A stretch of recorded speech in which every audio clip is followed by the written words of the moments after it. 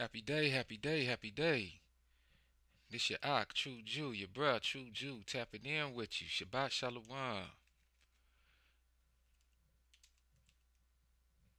Shabbat Shalom. Shabbat Shalom.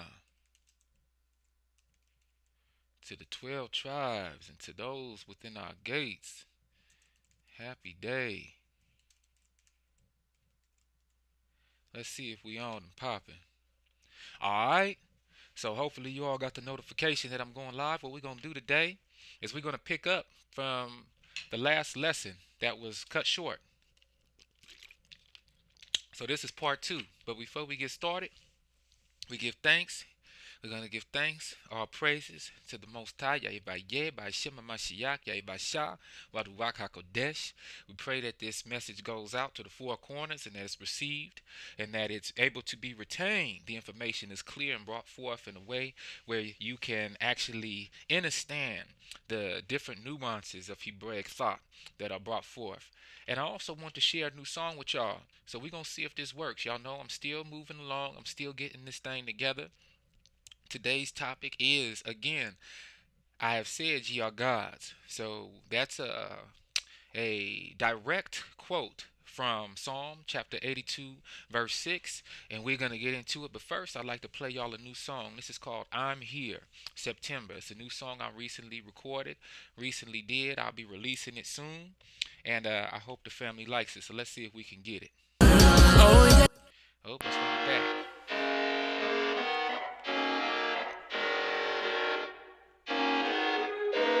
Ooh, yeah.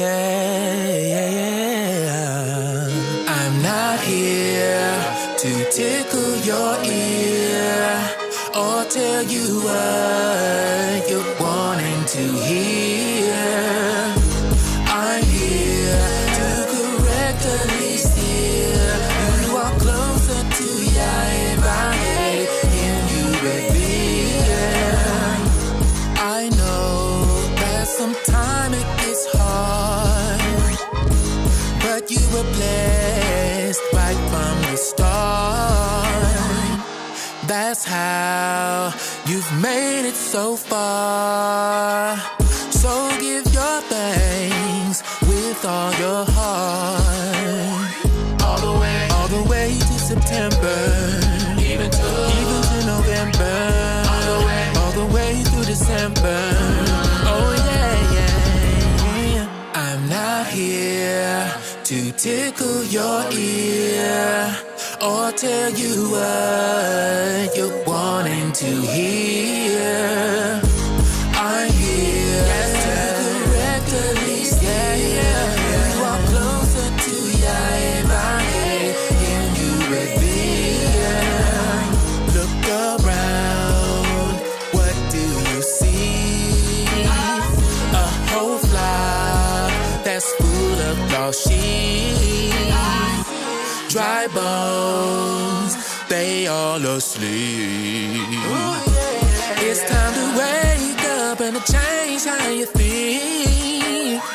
All the way to September, even to November, all the way through December. Oh yeah. I'm not here to tickle your ear or tell you what you're wanting to hear. I'm here to correct the least. Yeah. You are closer to Yahweh and you revere. You're going to find that there will be times when people have no stomach for solid teaching, but will fill up on spiritual junk food, catchy opinions that tickle their fancy. They'll turn their backs on truth and chase mirages. But you keep your eye on what you're doing. Accept the hard times along with the good. Keep the message alive. Do a thorough job as God's servant. All the way to September, even to November, all the way through December. Oh yeah. And let us not not be weary in well doing, for in due season we shall reap if we faint not. So keep going. All the way to September, even to November, all the way through December. Oh yeah. I'm not here to tickle your ear or tell you what you're wanting to hear. I'm here to correct the least. You are closer to ya if I can you yeah. All right, all praises, all praises, all praises. That's the first time I was ever able to play some music for the family through this new software. So I appreciate that. I'm all the way grateful, and I hope that y'all enjoyed that song. That's called "I'm Here." And I'm not here to tickle your ear. Okay, I'm here to tell you the real, and I'm here to tell you the real in a loving and altruistic, transparent, and kind way. Okay? For all of you new supporters, welcome to the family, welcome to the channel. I thank you truly for your support over the last few days. I haven't had the chance to address you all, but I thank you truly for joining the channel, and I thank you and hope that you are able to find value in the content that's brought forth. Okay, you're going to learn that I don't like to do the cussing. I don't like to do the foul language. I don't like to do any of those things that would cause drama from the standpoint of purposefully seeking clout. Instead, I like to bring the truth raw and uncut, and I like to do it in a very concise way so that we can get the message, so that the babies, the littles, can also join in. You know, many of us who are just now coming into the truth, we're parents ourselves, and we really need a source of information that isn't derogatorily presented so that our children can watch these presentations and get some edification as well. So this your bruh True Jew, your Ak True Jew. And what we're going to do today is pick up from the last lesson. I've said ye are gods. And I know that that's a controversial topic. I covered most of the controversial aspect of it in a sense in that first installment. And so you can watch that. You can get a feel for what's actually going on if you need to catch up. Right here on the screen though, we see the exact scriptural reference, Psalm 82:6. I said you are Elohim. All of you are sons of the Most High. Now, what we have to remember is that the children of Israel were primarily looked at as the sons or the men of Israel. Okay, this isn't about misogyny. This isn't about gender bias or any of those things. The Most High, has set this up. Thank you, Awakened Goddess. Thank you, truly, Queen Sister. Thank you for that. All praises. So the Most High has arranged this to where we have a spiritual hierarchy here on the earth. We have the Most High as the head of Yahibasha Mashiach. Yahibasha Mashiach is the head of the man or the husband. The husband is the head of the wife or the wives. And then you have the children who the wife or wives are head of. Okay, so this is how it goes in a Hebraic family unit, and I call that the divine family unit, because we have to realize that we have been romanticized in our captivity. Every captivity that we've been in, I think, has had elements of the place where we were actually held captive. When we were in Babylon, we were forced to take Babylonian names. You know, as we deal with this Roman captivity, we have to deal with Roman names. For the most part, English names. We took on the names of those who have held us in captivity.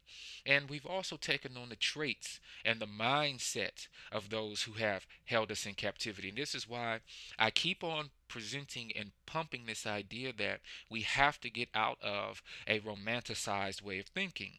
Now, I'm not saying that as a surface level statement. Oh, romanticism and romantics and all this. No, when you break down the word romantics, it's Roman antics. Okay, we're dealing with Roman antics, a Roman way of thought, a Roman way of moving through life. And what we have to do is remember that we are in captivity right now. We're in captivity because we turned our backs on the Most High. We were a small nation of few, and we grew to a large nation with the sand more than the sand of the sea. Okay, meaning that there's so many of us right now, it would be very difficult to count and identify us from a humanly census perspective. However, the Most High knows exactly who his children are. Now, when it comes to the men of Israel, we were always supposed to be the priests, the royal priests that were set apart from the rest of the world, who were the ambassadors and the way showers or light bearers in this world. Okay, we were the ones who were given Torah, and given Torah in order to not only manage our families correctly and soundly according to divine wisdom, okay, but also to manage our cities, our towns, and our nation. If there were other nations on earth who saw beneficial in what we were doing, then of course they could adopt some of the tenets for themselves, and we wouldn't hold them to anything, any other standard but what was given to us.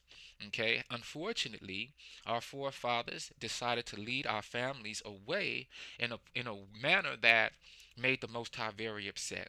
In the same way that we received the law, statutes, and commands, bylaws, and ordinances that the Most High had to give us through Moses, as you see on the screen right there, and which is a depiction of Moses, what happened is we took those law, statutes, and commands, we lived them for a moment, and then we began to chase after the other nations.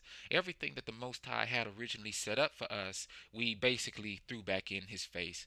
And unfortunately, we have been placed in this captivity as a form of punishment, for the last 500 or so years. And in order to right the wrong and in order to correct ourselves, we had to be forced with all sorts of oppressive energy from other people who simply did not like or stand our guts. And this is part of the reason why this live stream and this particular study is so important. You know, there's so many victimization cards that are pulled today from our people, and I'll be the first to say it, because what we have to do is get out of a victim mindset and understand exactly why we are where we are. The Most High is the one that's going to give us reparations. The Most High is the one that's going to restore us. The Most High is the one who's going to gather us and return us to our land. So anything outside of focusing on the reasons why we are here and repenting is actually kind of redundant. Okay, yes, we have to make a living. Yes, we're asked to be productive while we're in the place of our captivity. We're asked to build homes, take ye wives, raise sons and daughters, plant gardens, crops. We're asked to pray for the place of our captivity so that the peace that this place receives will be extended to us as well. That's Jeremiah chapter 29. So what we have to do is realize that we definitely have some responsibility, even though we are in the place of our captivity, even though it feels like we are totally destroyed and oppressed, right? But we have to rise above that victimization card, because we are the reason why we're here. We're the reason why the other nations have been given the opportunity to domineer over us for this short while. Okay, and it is a form of correction. The other nations were used as a whooping stick. Okay, the other nations were used in order to wake us up. Okay, in order to make us realize that the Most High was not playing with us as his children. Okay, now Zechariah chapter 1 verse 14 and 15 tells us that even though the Most High planned for us to be punished, it was the nations who went above and beyond that punishment. And they went rogue on us. Okay? And so the Most High isn't happy about that either. But you have to remember, a day is as 1,000 years with the Most High, and 1,000 years is as a day. So the time that we've been scattered to the four corners of the world as Israelite people, and the time that we've been in this captivity to the Most High has only been about 12 hours. Okay, it's been about 530 years for us, but it's been about 12 hours for the Most High. So this is very important to recognize. And I said you are Elohim, and all of you are sons of the Most High. Psalm 82:6. Now Yahweh, who also known as Yahusha, Yahushua, Yahweh, or ignorantly called Jesus, he mentioned this when he was walking the earth, and it was considered blasphemy at the time. The Pharisees and Sadducees wanted to have him stoned for making this statement. But we also realize that the deep inner truth that Yahweh held within his mind, and remember, in a Hebraic form of thought, the heart and mind are synonymous. Okay, the mind is the heart is the mind, and so we have to realize that in this day there's a deep, deep need for us to renew our mind, to renew our heart. Okay, this is very important. So Yahweh Shah understood that we are gods. Okay, and this is one of the reasons he was fully awakened. Okay, this is one of the reasons he was able to do so many miracles and achieve so much in the life that he had at 33 years old. You know, how many of us get to see 33 years old or get to see beyond 33? What a blessing and what a full life he lived. The scriptures tell us that Yahweh Shah did so many miracles that the volume of the book, the entire volume of the book, could not contain how many miracles he did. And the reason for that is when he took on the sin of Israel, okay, when he took on the sin of Israel, those were miracles that were happening. Okay, for him to have all of that nastiness and the transgression of the law and statutes and commands be placed on him as the lamb slain before the foundation of the world and the living lamb slain during the time that he was here, those are insurmountable miracles that took place. And so we have to realize that there's a lot going on behind the scenes. And if we can but take a moment to step out of that romanticized frame of thought, out of the Roman antics, and step into the Hebraic frame of thought, and step into how our forefathers and foremothers would have thought, we will be returned, in a sense, to the proper mindset that we need to have in regards to the many translations of the scriptures that we read today. So, I have said you are Elohim, and all of you are sons of the Most High. Part of the reason for this lesson also is to get into a deeper form of truth. Okay, and what is that deeper form of truth? We are trying to figure out why we are hated by the nations. Why do the nations hate us so much? Like, what is the real deal here? What's really going on? You know, a lot of folks, and I see the Young Life asking this question, especially within the conscious community. I've seen multiple video shorts on YouTube pertaining to this, Twitter as well. And the question is, what did we do to people to make them hate us so much? What did we do to be attacked like this? What did we actually do to be hung from trees? What did we do to be considered the bottom of the totem pole in society? What did we do to be made the last and not the head, or not even sit at the table with those who are in rulership position? What did we do? And so this is an ongoing question, and it's mainly asked by those who do not take time or who have not been led yet into our scriptural narrative. You have to remember that the entire volume of the book, the Hebraic Bible, the scriptures, they were written and delivered unto the Hebrew Israelite people. They were written by Hebrew Israelite people under the inspiration of the Most High, and they were delivered unto the Hebrew Israelite people. Now, of course, the scriptures includes a narrative that also describes and illustrates other nations as well, because, hey, what good story, what good movie is just going to focus on one group of people? You know, you have to have antagonists, you have to have protagonists, you have to have extras, and the scriptures are packed with that sort of a narrative. So we have to remember this. Now, the problem that we are facing right now, one of the problems, is that the Gentiles have downtrodden Jerusalem, our homeland.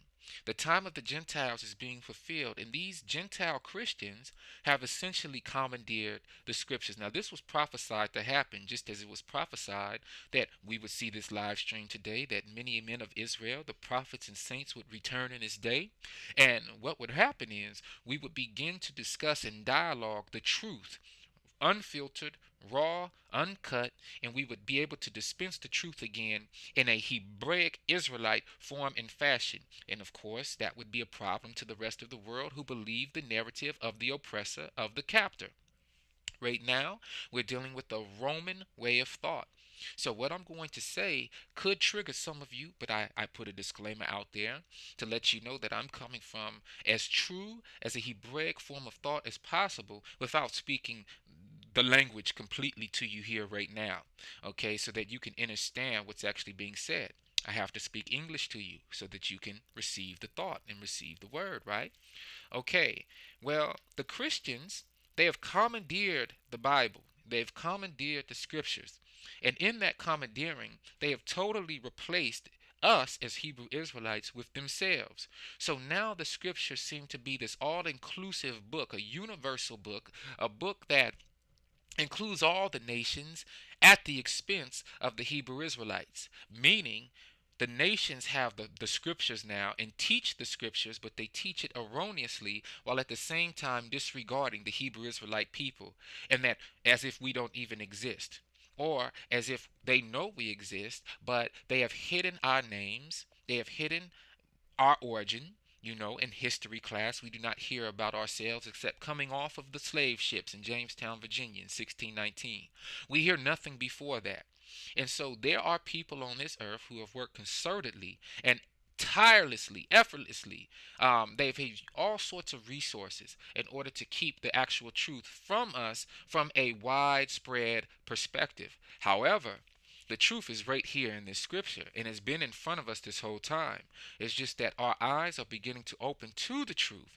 And part of the truth is taking back our names, our heritage, our culture, our customs, our clothing and textiles, our land, and also living within the law, statutes, and commands, ordinances, bylaws, and right rulings of the Most High as a nation of people.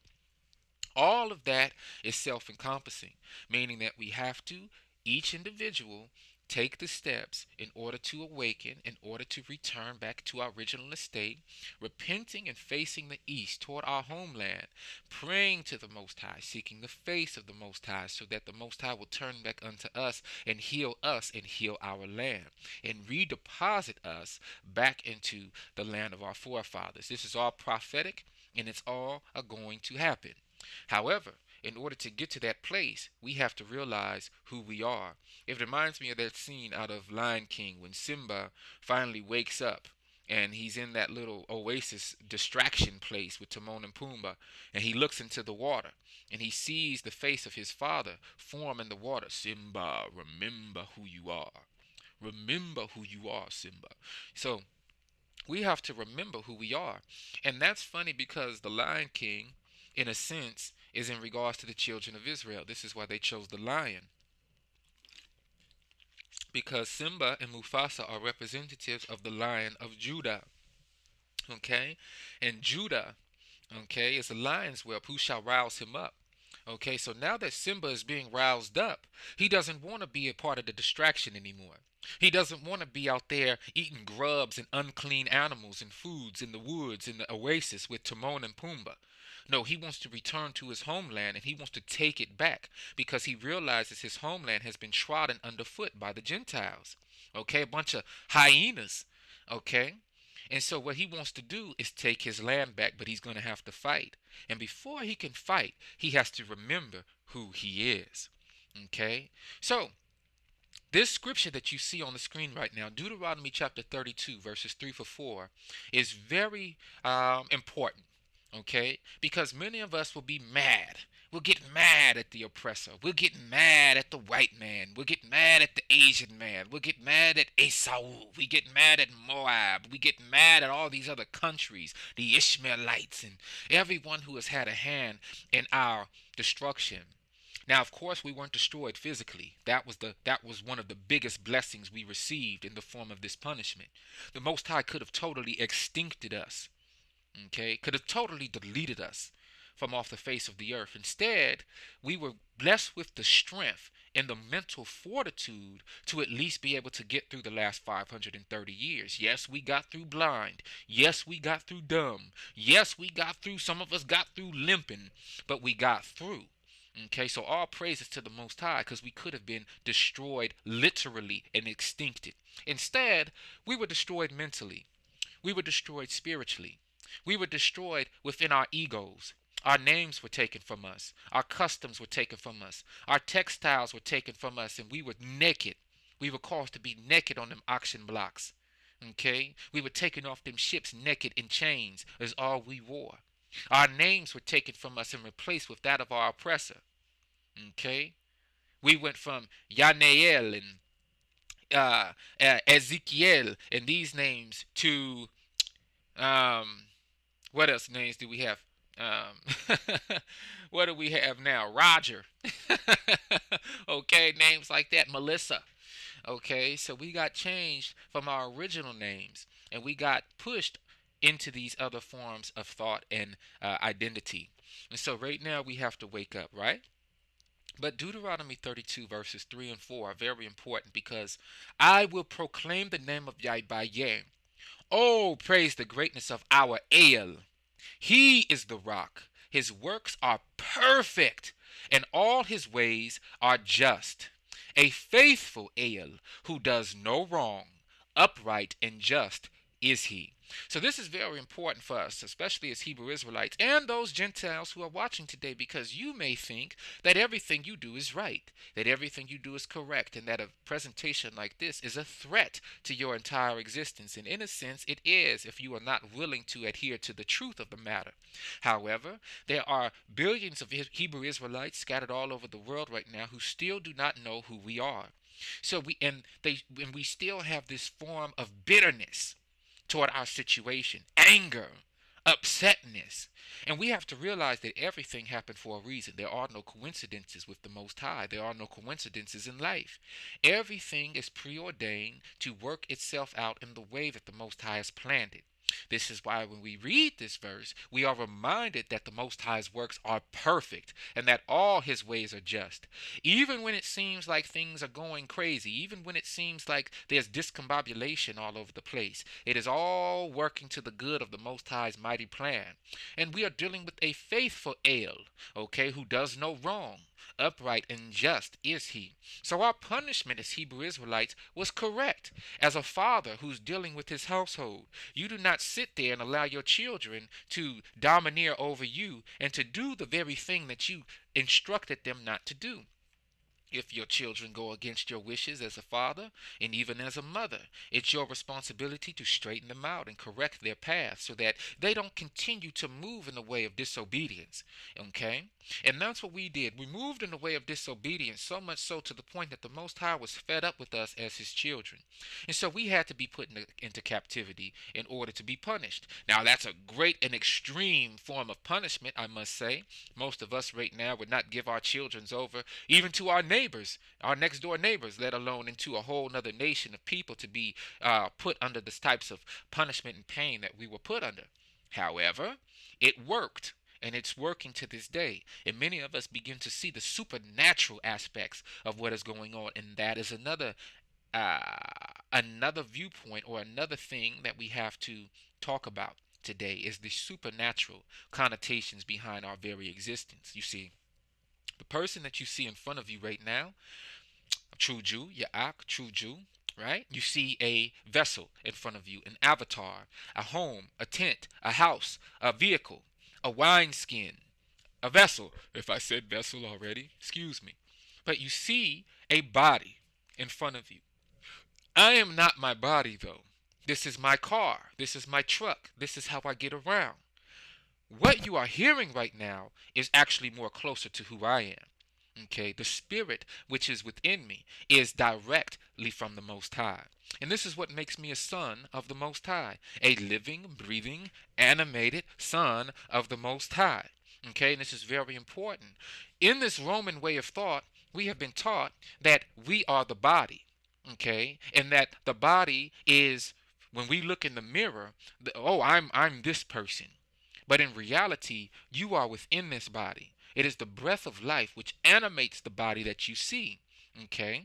And when that breath of life leaves the body slumps like Woody and Buzz when little what's his name comes into the room. I forgot the little boy's name. I remember Sid. So when Sid comes into the room, they all slump over like that and act like they're not doing what they're doing. Now that's a whole nother movie. We're not really going to get into that, but it's just an example of how we animate these bodies with the breath of life. Okay, and it is the breath of life that helps us to live and to be. And so, what we have to do is realize that we are children of the Most High as Hebrew Israelite people. Now, there are other people on this earth who are not children of the Most High, but are children of the wicked one. And unfortunately, this is a true statement. And it's one of those type of statements that really cut to the core. And I have to put a disclaimer out there. It cuts to the core because we have been believing a lie. All of us, we thought at one time that we were Gentiles, that we were nothing, that we were just some ragamuffin, destroyed people who was transferred and worthy of enslavement and worthy to be the lowest of society. We just dealt with it. We praised and worshiped a white Jesus with blonde hair and blue eyes. We saw nothing wrong with that image. We went along with the flow. We just wanted to be taken out of this captivity. But the whole time, who would have thought that that was a false image of our Mashiach, of our Messiah? The whole time, who would have thought that we were not Gentiles at all, but we were actually the people of the book, and that our placement into captivity throughout the Trans-Arabian slave trade, throughout the transatlantic slave trade, and spread all throughout the world to this very day was a divine and ordained instance and moment in time by the Most High in regards to his children. Woo-wee! Who would have thought that? Well, we're waking up to the truth now. And this is why we have to get deep, deep, deep, deep, deep. And we have to go as deep as we can so that we can come back up to the surface, take our breath, and give thanks. Okay? So nothing happened by happen chance. Nothing happened because, this is just coincidence. Oh, coinky dink. No, no, no, no, no, no, no. This is happening because this is for real. As you see on the screen right now, Revelation chapter 1, verses 14 through 15. His head and his hairs were white like wool, as white as snow, and his eyes were as a flame of fire, and his feet like unto fine brass, as if they burned in a furnace, and his voice as the sound of many waters. This is more of a true depiction of Yahweh, who the world ignorantly calls Jesus this day. This definitely does not look like the image of a blonde-haired, blue-eyed white guy that we was inundated with throughout our youth and our childhood before we came into the truth. Okay? This is very important. We look at this type of image and we see the King of Kings. We see a depiction of the King of Kings. Okay, so this is pretty important, y'all. Now, of course, disclaimer. These aren't exact images, okay?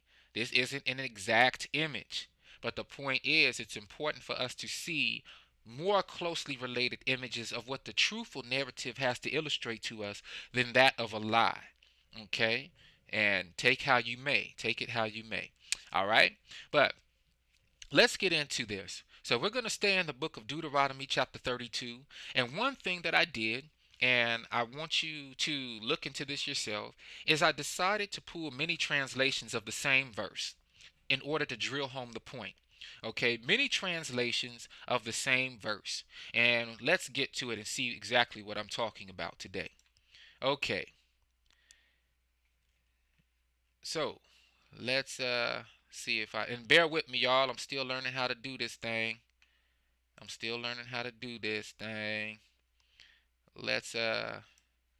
Let's make sure all of my verses are where they need to be. I don't want to give anything away too soon.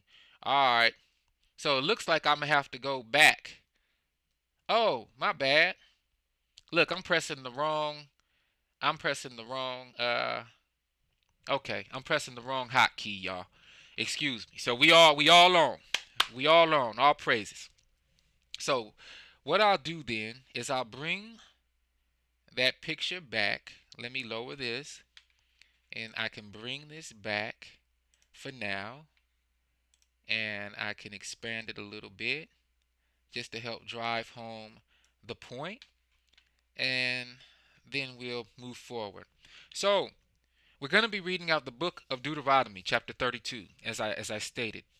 And the importance of this one verse in this one chapter, in accordance with Psalm 82:6, is very, very important indeed.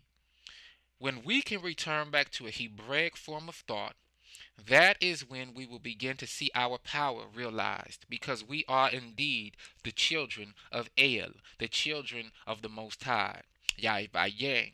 And I already covered the majority of the opening in the first live stream installment, so you can always go back to that one, but this is where we were cut off at during the last stream. Okay, so what I'm going to do is we're going to read from this one verse in multiple versions, and then we're going to get to the bottom of what's happening. So in the King James Version, in the KJV of Deuteronomy chapter 32 verse 8, we read, "When the Most High divided to the nations their inheritance, when he separated the sons of Adam, he set the bounds of the people according to the number of the children of Israel." So there's so much information packed in this one verse. Okay, first of all, I know the conscious community, many folks like to say we're gods, we created ourselves, we're self-created and this and that. I'm not going to go that far.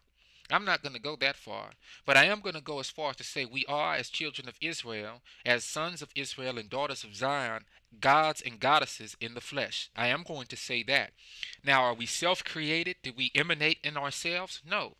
We emanate from the mind of the Most High. We emanate through the Holy Spirit of the Ruach HaKodesh. The breath of life is given unto us by the Most High. This is what makes us children. When a hippopotamus and a hippopotamus get together, they have a baby hippopotamus. When a lion and a lioness get together, they have a lion cub. When a giraffe and a giraffe gets together, they have a giraffe. So on and so forth. Each kind produces its kind. And the same way we were produced. Our kind, our Father in heaven, our divine mother through the Ruach HaKodesh wisdom, we are created as well. This is why we must honor both mother and father. Okay, this is a command given as a word to Moshe in regards to our people. All right, now, when the Most High divided to the nations their inheritance, when he separated the sons of Adam, key word right there. I know we talk about integration all the time. Integrate. Leave what you do alone and join your oppressor. Leave how you see and join how your oppressor sees. Leave your ways and join in with the ways of the oppressor. That's actually wickedness in the eyes of the Most High. That first instance of that form of wickedness was manifested in Babel under the rulership of Nimrod. The Tower of Babel was just that. When all the people got together under Nimrod's rule to build a tower to make war with the Most High. This was happening because Nimrod was upset with the Most High for the flood, okay, and the destruction of Nimrod's early forefathers. So Nimrod called himself getting back at the Most High by making war with the Most High through the form of building this Tower of Babel. Most High said, oh, no. If the children get together and they keep on doing this, then they'll be on one accord and be able to make war with me for real. So I must separate them and confound their languages. And this is what happened. Okay, the nations, and the scriptures record about 18 or so nations that are still alive on this earth today, root nations, the children of Israel being one. Okay, when the Most High divided to the nations their inheritance, what we have to realize is this. The Most High sits on a council. Okay, that council is the council of El. We read about this, as a matter of fact. Let me get it real quick. Okay, let's go to the book of Psalm. The Most High sits on a council. Okay, this is why he is called the Most High, because there are other Elohim. Elohim means rulers, powers, mighty ones, messengers, and depending on the context, okay, in English today would mean gods. Okay, and so what we have to realize is that this scripture goes way, way deeper than we've ever thought. Okay, way, way deeper than we've ever thought. Okay, way deeper. And let's see. Let's get it real quick. Now, this is something that your Bible school teacher isn't going to teach you. The nations, each nation was given a god or a divine guardian that was placed over it. Okay?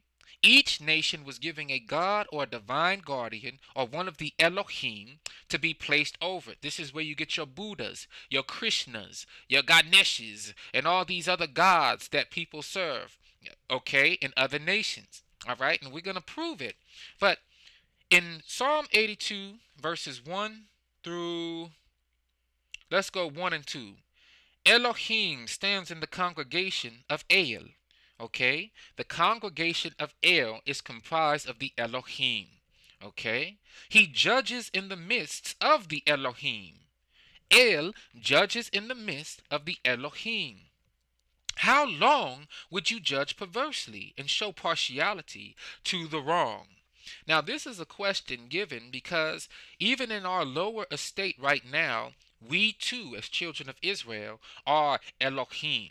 And this is something that has been kept and suppressed from us. And part of the reason is, can you imagine a world full of fully awakened Israelites like Yair Basha, all over the place doing miracles, walking on water and turning water into wine? You know we love us some wine. Or healing the lame and healing the blind and raising up the dead. Imagine if we was walking through and unfortunately see something like what happened to Trayvon Martin, for instance, and we mess around and heal that young brother in front of the world's eyes. Everybody would know who we were, and everybody would know that the power of the Most High is for real and true. And maybe, just maybe, we would see a greater form of justice, a greater form of order in the world today. But unfortunately, and fortunately, depending on how you look at it, the world was given into the hand of the wicked. And I think it's a great thing at this moment because the wheat from the tares are being separated. We're able to trust and lean on our divine power, our Father in heaven, and those who ain't getting with it, well, they will be prepared for slaughter. They will be prepared for that great fire. That's just how it's got to go. Right? The sheep and the goats are being separated. The wheat and the tares are being separated in this time. So, at the beginning, when the Most High divided the nations, he gave each nation a divine guardian. And each divine guardian or God or Elohim, okay, was given that nation as an inheritance. However, the nation of Israel was given and taken as the inheritance to the Most High himself. And it's this reason that is the root of the hatred that the children of Israel receive right now. Okay? And now we're going to get into more of the definitions, but I want to present to you an analogy. Imagine you at the Michael Jordan basketball camp. At this camp is Michael Jordan, of course. Then you have Horace Grant. You have Steve Nash. You have maybe even Steve Kerr. You have David Robinson, okay, Muggsy Bogues, okay. You have Larry Johnson, Clyde Drexler, Isaiah Thomas. They're all at this camp, right? You go to this camp, however, because you were invited. There are 100 children who are invited to this basketball camp. But every one of those children, even though those other guys are superstars, everybody wants to see Mike. Everybody is there to see Michael Jordan and wants to play on Michael Jordan's team. But Michael Jordan, after about 30 minutes or so, everybody's out there dribbling, crossing over cats, dunking on cats, doing whatever they can do to get the eye of Michael Jordan. Michael Jordan chooses 10 people, which appear to be random, even though he already knows who he's going to choose. He chooses 10 people. The other 90 children are totally bummed out. They upset. I wanted to be on Mike's team. I came all this way. Man, my son been balling out. He's supposed to be on your team, Mike. And Mike like, no, partner, I got my 10 right here. I got my 10. I got my 10. Now you over there balling with Mike, and all the rest of the children get dispensed to the other guys, the other superstars who were there. 10 go with David Robinson, 10 go with Muggsy Bogues, 10 go with Clyde Drexler, 10 go with Isaiah Thomas, and so on and so forth, until all the 100 children are divided according to their skill set and where they're going to be. Okay? Now imagine one or two of the children who are over there with Mike. Let's say they got picked by Mike, but for whatever reason, they wanted to be with Clyde Drexler. For whatever reason, they wanted to be over there with David Robinson. And every once in a while, they keep looking back over at the other groups as if being with Mike isn't good enough, right? Mike peeps this. He's like, hey, partner, why you keep looking over there? You want to go over there? That's who you want to ball with? That's who you want to play with? Well, go on and get out my group then. We don't need you over here. We only want goats over here, wherever the word is at the time. We only want the best over here. So if you feel like you got to go over there, go on and take your butt over there. Now, guess what? When that happens, those other guys who are over there, they're looking over at Mike's group the whole time. They mad. And they still working hard to get over there, but they never be chosen to go over there. In the meantime, you just got sent over there to where they are. Do you think those guys are going to be happy about this? Do you think those guys are just going to welcome you with open arms because you were skillful enough to go originally be with Mike? Nah, they have animosity and hatred towards you because you were chosen by the best. You were chosen by the highest in that council of basketball players. You were chosen by the one that everybody wants to be with. But as soon as the truth came out that they weren't good enough for whatever reason to be chosen by the guy, they had animosity and hatred towards you, even though you got knocked back down to where they were. So now you're trying to get in the lineup. You're trying to go through all of the drills, and you're trying to be a part of this crew over here, but they boxing you out at every corner. They keeping you back at every corner. Now you at the bottom when you were originally at the top with Mike. Now, instead of being a starter in that other group when you was a starter over here with Michael Jordan, now you're riding the bench. Okay? And this is what happened to us. We were chosen by the highest El, the God, the creator of all things. Yes, the creator of all things had other little gods, okay? Other little gods that sit on the Elohim, sit on the council of El. And those other little gods were given the other nations as an inheritance. Yes, that's cool. But the children of Israel were chosen by the highest on that council. And this is why we call the highest the Most High. There are mid-level ones. There are low-level ones. Okay, talking about Elohims. But the highest is Yahweh, the Most High El. Okay, and the Most High El chose the children of Israel as his own inheritance.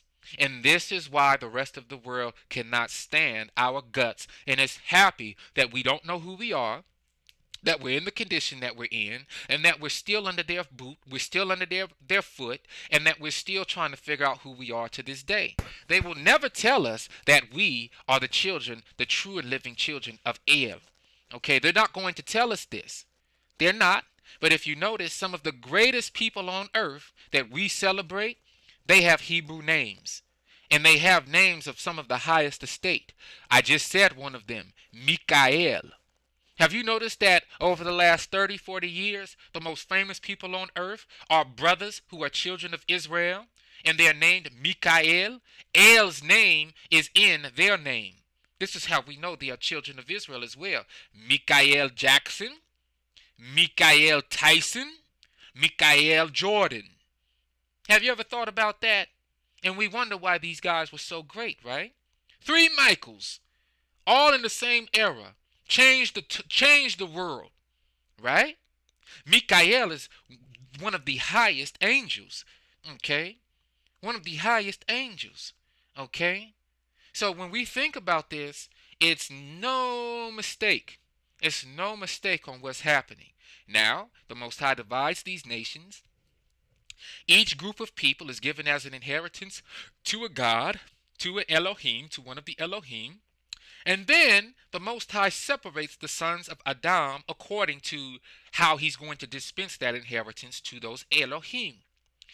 But each nation, each inheritance is only given once the bounds are set according to the number of the people of the children of Israel. Okay? So this is very important. Let's go and see if we can continue to move forward and prove this point. This is the New International Version. When the Most High gave the nations their inheritance, when he divided all mankind, he set up boundaries for the peoples according to the number of the sons of Israel. We see the first one is said children of Israel. Okay? So we're getting there. Now we're seeing that the boundaries for the peoples on earth were set according to the number of the sons of Israel.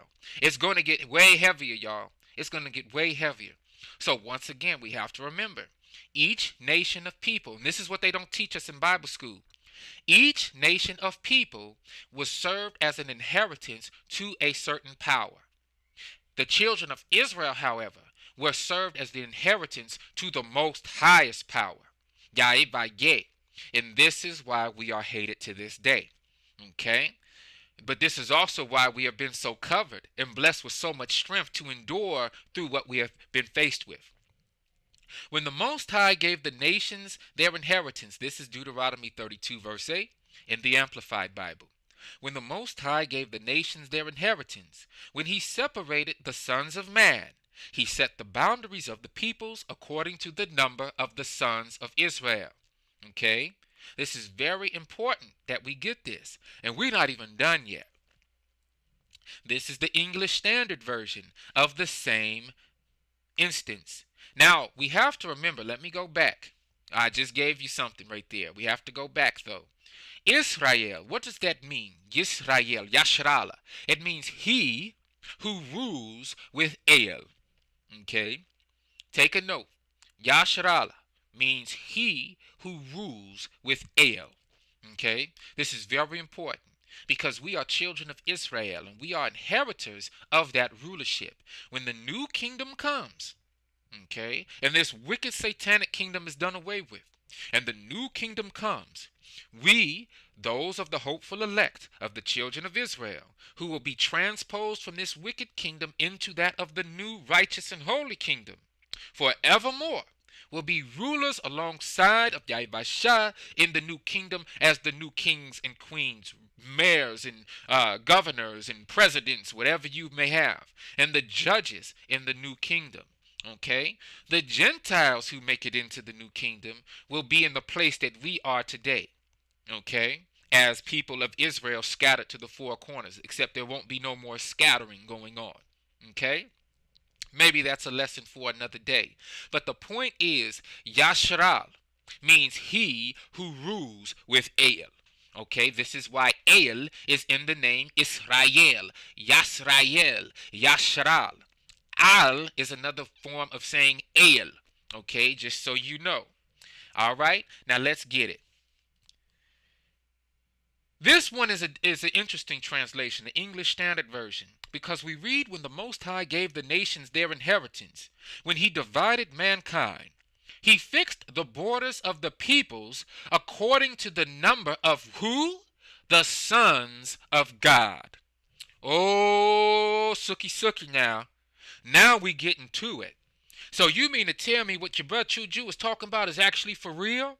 You mean to tell me that these men rolling around here who's in these prison homes, these prison houses, these men who is down here on the street selling these drugs and this dope, pimping and doing all this other stuff, knocking down their brother, chopping their brother down, having an evil eye toward their brother. You mean to tell me that all these men chasing after Hollywood and putting on these women's clothing, you mean to tell me that in our highest state of mind and in our most healed estate as humans or as gods and goddesses, as gods living in a human experience, spiritual beings having a human experience, you mean to tell me that we are sons of God?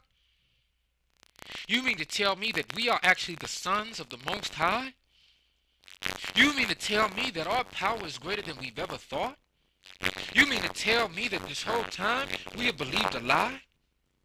We thought that we were nothing, but this whole time we were everything? Is that what you mean to tell me? And you mean to tell me that the conscious community, as they say and talk, have actually got a lot of their juice from our holy scriptures, but have not wanted to give credit to the holy scriptures? One of the tenets of conscious community is, as a leader of the conscious community, I have to be all wise. I have to be all know. I must not ever give up my resources. I can never let my followers know that this is actually a secondary or first-hand account source that I got someplace else. I have to be the guy that knows it all so that I can worship. That's what the conscious community is about, right? But when we get into the scriptures and the nitty-gritty of who we actually are, we'll see that there's nothing new under the sun. And that these concepts presented in the conscious community have been in front of our face in the scriptures this whole time. But we have been blind to this on purpose because it was only in this time, in the last days of this age, that we would know the truth. Okay? It's very important that we grasp this concept, especially on a day like the Shabbat, where we have rest and we have peace of mind, shalom of mind, so that we can continue to move forward in righteousness and in truth. It's very important we know who we are. So, the Most High fixed the borders of the people, all the people on earth, according to the number of the sons of God. Well, who are the sons of God? We just read in the last version that the sons of God are the sons of Israel. Okay, so if you're a Hebrew Israelite by blood, if you are a biological child of Israel, give all praise to the Most High. Daughters of Zion and sons of Israel, you are blessed beyond your wildest imagination. Let's go to the next slide, please. Deuteronomy chapter 32, verse 8 in the New American Standard Bible reads, "When the Most High gave the nations their inheritance, when he separated the sons of man, or the sons of Adam, he set the boundaries of the peoples according to the number of the sons of Israel." So we see that again. Sons of God and sons of Israel, they are hand in hand. Okay, we're talking about the same group of men. Deuteronomy chapter 32, verse 8 in the New Century Version. I like this one too. Check this one out. God Most High. So we see that we're talking about El, the highest of the council of Elohim, the creator of all things, who is the father of the Israelites. Okay, listen to me now. This is why we're hated. If you want to know why the other nations hate us, hey, other nations that are watching this live stream too, I hope all is well, because we doing well on this side, especially now that we know who we are, and we just want some decency and order. We want everything to go back how it's supposed to go back. Okay, that's what we are. We are restoring the truth and the narrative as it was originally given to us. And in order to do that, the men of Israel must rise and be strong again and rise back to our state. This is why we need order. This is why we need to be awakened. This is why we need to take control of our homes. This is why we need to leave the debauchery alone. This is why we need to leave the low frequency vibration alone. This is why we need to turn our backs to the enemy and turn our face back to the Most High. This is why we must repent and apologize to the Most High for not only our sin and transgression of the law, but that of our foreparents as well. When we do this, the Most High will hear our cry. When we do this, the Most High will gather us up. Try us again. 2/3 of our people ain't going to make it, unfortunately. Okay? So I hope that you are of the hopeful elect. I hope that you are one of the 1/3 of our people who's going to make it. Okay? I truly do. I truly, truly do. But God Most High gave the nations their lands. Okay, you see this? The nations, their lands, dividing up the human race. The Most High, I'm going to just be the one to say it if you haven't gotten it already, is all about segregation. Okay? The Ruach HaKodesh, Kodesh in Hebrew means separate, set apart, sacred, holy. Not like everything else. Okay? We were called as children of Israel to be Kodesh, set apart, holy. A race that is taken as an inheritance to the Holy One of all things, the Most High. Okay? So we are set to be apart as well.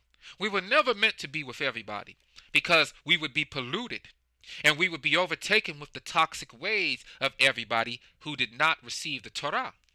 Okay? When we start putting the pieces of the puzzle together, it's very fun to me. It's very fluid. It's real easy. It's real easy, but in order to get it to that place of ease, guess what has to happen? Our eyes have to be open. We all have eyes, but are we actually seeing and comprehending what we see? We all have ears, but are we understanding, overstanding, and understanding what it is that we're hearing? Okay? God Most High gave the nations their lands, dividing up the human race. He set up borders for the people and even numbered the Israelites. So the borders of the nations were set according to the number of the Israelites. And we as Israelites have our own homeland. Okay? But our homeland right now is being trodden down by the Gentiles. So the people who you see over there now, and they don't look like you and I. They're not us. Okay? Those people have an original homeland in Southeast Germany, in Southeast Europe. Okay? But they have left that place and have been given the opportunity to commandeer our place while we have been removed from our place and scattered to the four corners of the world. Does that make sense to y'all? And this is why part of the reason why the world is so crazy right now. Because we as children of Israel left our original estate. The world was made for the children of Israel. Oh, did y'all know that? That's true. The world was made for the children of Israel.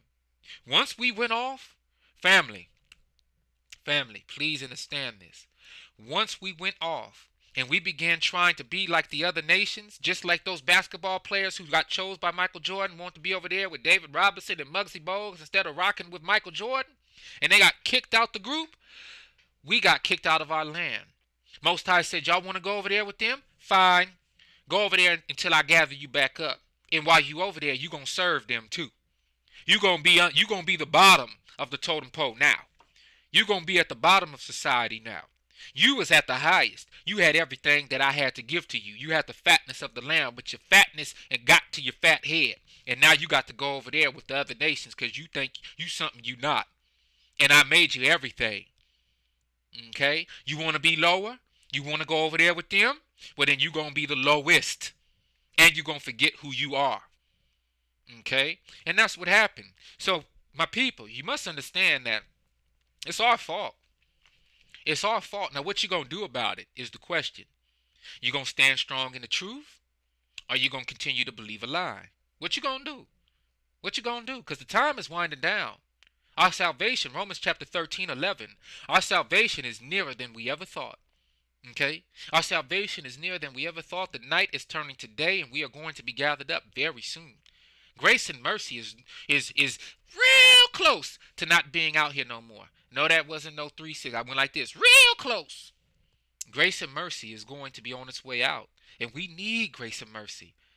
We need grace and mercy if we're going to repent and ask for forgiveness from the Most High for transgressing his mighty law, statutes, commands, ordinances, bylaws, and right rulings. It's very important. Y'all starting to see how this all works together? You starting to see why it's so important for the other nations to keep us from knowing who we are? Because if we don't know who we are and we lost in the sauce, guess what? We're not fully actualized. And if we're not fully actualized, the miracles and the power that was originally allotted to us will never be fulfilled within us. So this is very important, y'all. It's very important. But God Most High gave the nations their lands, dividing up the human race. Segregation, y'all. Set apartness to the children of Israel. None of this integration stuff. None of this madness. No. You have to know who you are. If you choose to do business with another nation, well, it first has to happen because you know who you are. And your nation is above the other people. That's just how it has to be. That's what we've experienced in this captivity, right? Every nation has been over us. New nations come into this country every day and immediately get credit stipends, immediately get visas, immediately get power over us, immediately get to set up stores in our communities. We take our hard-earned money, go spend with them. We don't never spend with each other. And when we do spend with each other, the ones who we spend with have to then go back to the other nations to re-up and do whatever it is they got to do to keep their business afloat. Oh, I love that soul food. We gonna spend our money on that soul food. We gonna get them chicken and them ribs. Hopefully they beef ribs. That macaroni and cheese, that cornbread and greens. Woo, we them black-eyed peas. Hopefully it got turkey leg in it, right? But then, as soon as the owner of the facility gets the money, they gotta go and buy the chicken from Foster Farms. Why are they not going to buy the chicken from Farmer Josiah? Huh? Because we're not in place to do that right now. Okay? And so that's a problem. It's one of the curses. We would have a hatred eye toward our brother. Our sister will have a hatred eye toward her sister, toward the children of her womb. We will have hatred eye toward our family as men of Israel. It's a horrible situation. But guess what? We're being brought out of it now. And it's moments like this where we get to fully begin to recognize who we are, that we've got to sit back and question and say, wait a second, is this for real? Is this for real? Like, is this really happen? Is this really happening? Remember, Yair Shah, he was going to get stoned for this information. Okay, so even back then, it was a problem. It was an issue. but he is the Word made flesh. So he knew this already. And his job, part of it, was to teach the rest of his people about the power and remind them of how powerful we are. Okay? So, number of the children of Israel is the reason the borders of all the other nations were set how they were. Okay? Now, I really like this one.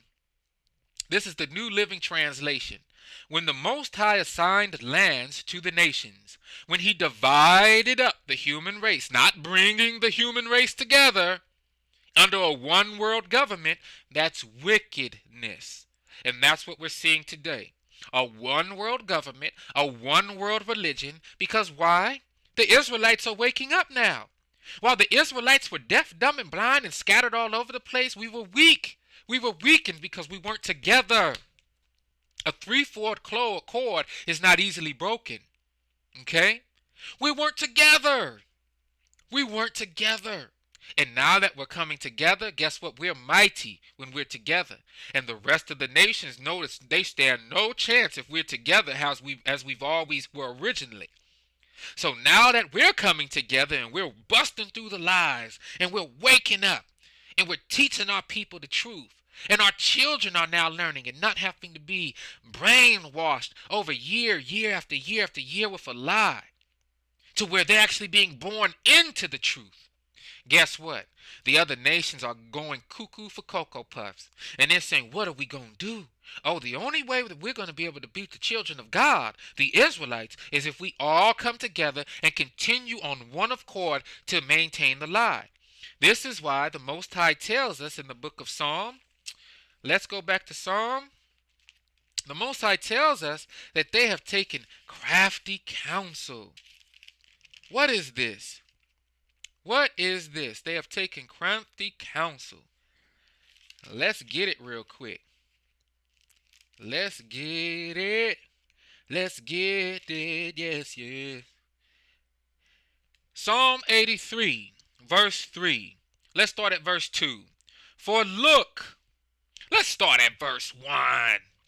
Psalm 83, verse 1. O Elohim, do not remain silent. Do not be speechless, and do not be still, O El. Why? For look, your enemies make an uproar, and those hating you have lifted up their head. They craftily plot against your people and conspire against your treasured ones. Woo! Who are the treasured ones of El? Who else but the children of Israel? The children of God, the sons of God. Of course a parent's children are his and her treasured ones. Of course. And the people who could not stand our guts have taken crafty counsel against us. Let's get it. They craftily plot against your people and conspire against your treasured ones. They have said, come and let us wipe them out as a nation, and let the name of Yisrael be remembered no more. They don't want the children of Israel to be here anymore. Because as long as we're out the way, as long as it's out of sight, out of mind for us, they can rule and do all the nastiness and do all the things that they want to do. You get it? They can do what it is they want to do. Without nobody battling or challenging them. Okay? So they have taken crafty counsel against us, and you can read the book of Psalm for yourself, that chapter. Okay? You can read it for yourself, and you can see it for yourself, and you can get it for yourself. Again, I'll read it one more time. I just closed it up, but I'm feeling like somebody needs to hear that one more time. Like, wow, is that for real? Psalm 83. Oh, thank you, Awakened Goddess. Psalm 83, 1 verse 3, and I'll start at 3.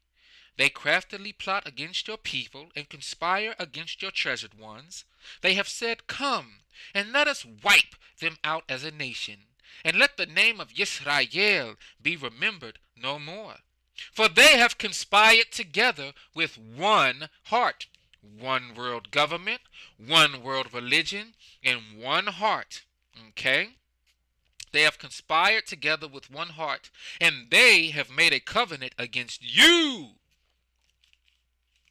Okay? They have made their own agreement against the Most High. And their agreement was made with Satan, Hashatan. Okay? And this is why you have two children on this earth right now. You have the children of God, the children of the Most High. Then you have the children of the wicked one. And we both must grow up together until the time of the end. And the great separation of the wheat and the tares is beginning to take manifest right now.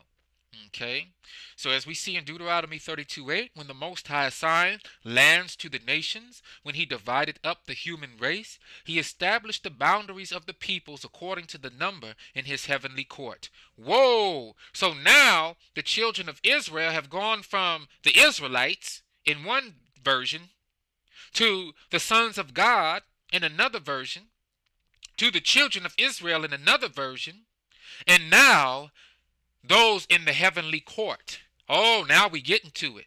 Because each translation that we have read so far has maximized the true estate of the children of Israel according to the scripture. This is why we know that we are the sons of God. This is why we know that we are gods in this flesh having a human experience. This is why we can make those statements. This is why Yahweh, who the world ignorantly calls Jesus Christ, made that statement. Oh, yes, it was a huge problem back then, and it will be a huge problem right now to those who it's a problem to. Okay? But to those of us who are in search of the truth and want to understand who we truly are, it's going to be a great revelation, and we can begin to live according to the tenets of our original estate. All praises to the Most High.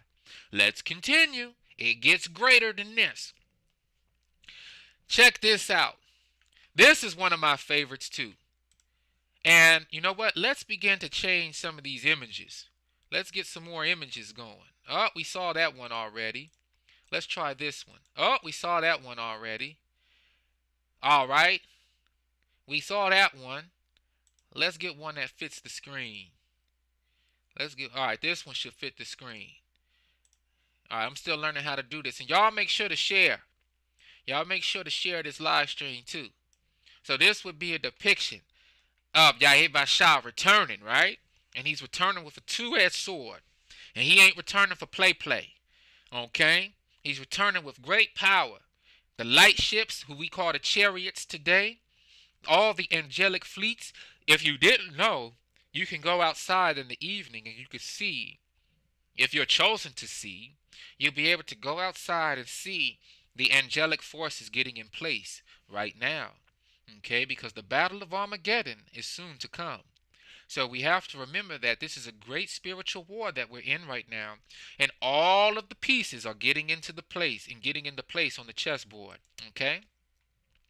So we're going to continue Deuteronomy 32, verse 8 and 9. It's the same verses, y'all. And we're seeing different versions of the same verse to drill home the point. When the high God, ooh, I like that.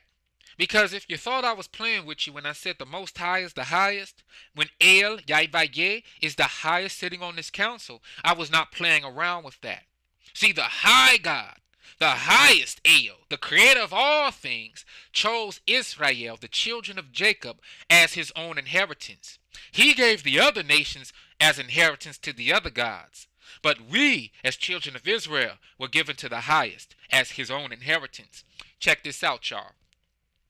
When the high God gave the nations their stake or their inheritance, meaning gave them their place on earth, he put each of the peoples within boundaries under the care of divine guardians. Woo! Y'all thought I was playing, huh? I know somebody out there thought I was messing around. I know somebody out there thought I was just talking out the side of my neck. I know, but it's okay. We're going to clear this up. Let's read that again. When the high God gave the nations their stake, gave them their place on earth, he put each of the peoples within boundaries under the care of divine guardians. Those are the lesser gods that sit on the council of El, the other Elohim, not including us. Okay? But God himself took charge of his people, took Jacob as his personal concern. So when we see Jacob in this context, it's not just talking, the scripture is not just talking about the man Jacob himself, but all of the progeny of Jacob, meaning all of Jacob's descendants, all of Jacob's bloodline, all of Jacob's children. Do you understand? This is very important to grasp because this is one of the greatest understandings that was taken from us. This is one of the greatest revelations that was hidden from us. This is one of the greatest observations that was wiped away from us. So when we can fully grasp what's going on, can you imagine a little 2-year-old baby girl realizing that she is a child of Israel and a child of the Most High? Do you think that little girl is going to grow up and want to be a prostitute or a harlot when she fully embodies her womanhood? Do you think a young man who's 2 and 3 years old, who realizes this information out of the children of Israel, is going to grow up and want to be anything but a king on this earth? You think he's going to want to be anything but in his full power and estate on this earth? I think he's going to want to represent for the kingdom. He's going to think twice before he signs his soul away. He's going to think twice before he gets out here putting on makeup and press on nails and dresses and wigs. He's going to think twice. And he's going to recognize that he has full power given to him and allotted to him by the Most High to rightly divide the word of truth in this place and to guide himself, guide his family, hopefully on into the new kingdom. Okay? So when the high God gave the nations their stake, gave them their place on earth, he put each of the peoples within boundaries under the care of divine guardians. But God himself took charge of his people, took Jacob on as his personal concern. Now, I know some of y'all are going to be like, man, brother, what's up with all these different versions? You know, we straight out the KJV. Some of y'all going to say, I don't read the KJV, I read the NIV. Some of y'all going to say, I don't read any of them. I read the Sefer, I read the scriptures. Hey. Are you reading is the point. Okay. Then you study to show yourself approved, right? And when you study to show yourself approved, you need as many resources as possible so you can derive to the proper conclusion, right? And then you have to keep an open mind so that just in case you were wrong, you don't know it all and you're ready to be corrected, right? Okay. So let's talk about these divine guardians real quick. In the book of Judges, we see that the Israelites in chapter 10 of the book of Judges, we see that the Israelites began to forsake the Most High and serve other gods. These other gods were the powers that were over the other nations, under the care of the other nations. But we were not to observe these other gods because the Most High was our power, the highest power. Remember the analogy I used about the Michael Jordan camp. The same analogy could be used for a Kobe Bryant camp, a Steph Curry camp. Okay? The point is, whoever the name is on the camp, that's who you going to the camp for. And if you get to wanting to be after these other lesser superstars, then they're going to kick you on out. Go on over and be over there with them if you want. Especially if I chose you to be over here with me. Okay? If I chose you to be over here with me and my name is on the banner, well then it's something I seen in you. I'm rocking with you, so you're supposed to be rocking with me. You want to go over there and go rock with them other people, well then get on. And if I want you back over here, I'll call you and get you myself. So the children of Israel, our foreparents and foremothers or forefathers, and even all the way to today, we have this propensity to want to serve after other powers, to want to serve after other gods of the other nations as if they have it better than us. Whole time, the other nations is looking at us like, man, I wish I could be in your position. Man, I wish I could be like y'all. Man, I wish that my power and my God was the highest God. And we didn't even know what we had, taking everything for granted. So, the book of Judges, and this will be brief, I believe, the book of Judges chapter 10, starting at verse 6, talks in one instance about the children of Israel going to serve after these other gods, and even names a few of them.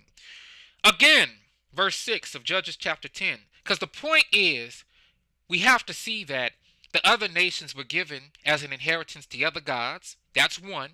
but that the children of Israel, the children of Jacob, the sons of God on this earth, were given back as an inheritance to the highest God, the highest El, Yahweh, and that in doing so, that was cause of the great contention. That was the root of the contention that we receive as hatred from the other nations. Okay? So it's not no mystery no more as to why this is going on. Again, the Israelites did evil in the eyes of Yahweh. They served the Baals and the Ashtoreths and the gods of Aram, the gods of Sidon, the gods of Moab, the gods of the Ammonites, and the gods of the Philistines. Do I have to read that again for those in the back? I'll read it again because I love you to life. Listen up. Again, the Israelites did evil in the eyes of Yahweh. They served the Baals and the Ashtoreths and the gods of Aram, the gods of Sidon, the gods of Moab, the gods of the Ammonites, and the gods of the Philistines.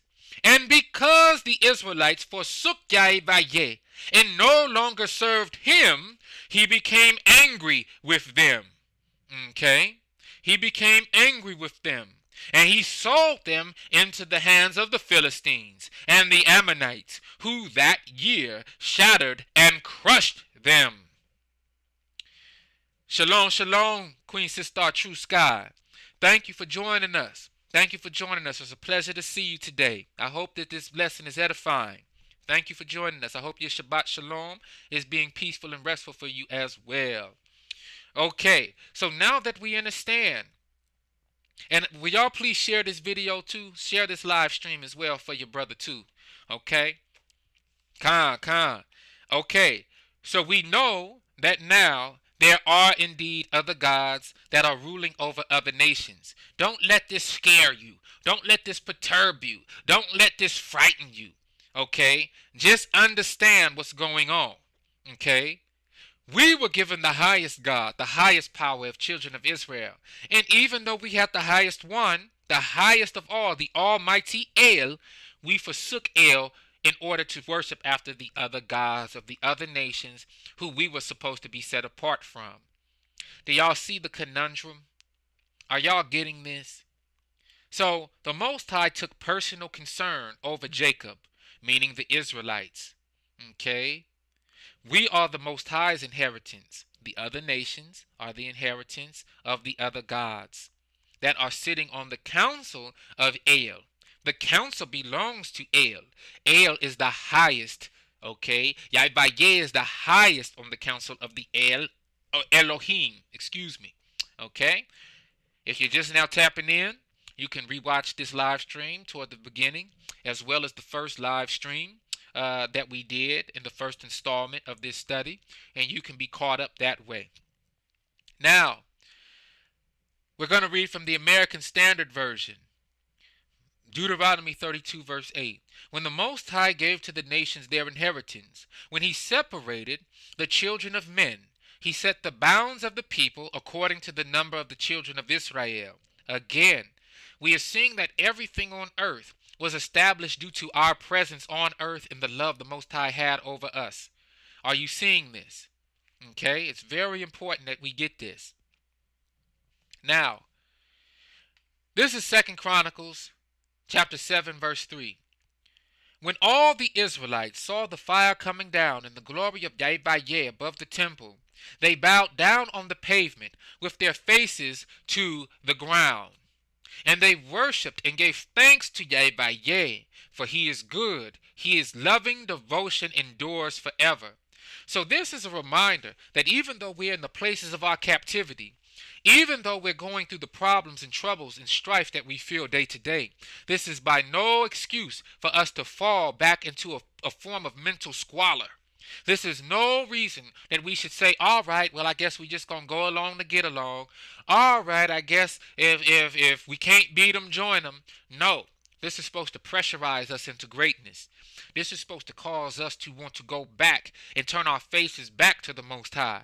And we must do that by putting our faces into the pavement, facing the east, putting our faces in the ground, praying for repentance, and seeking the Most High's forgiveness.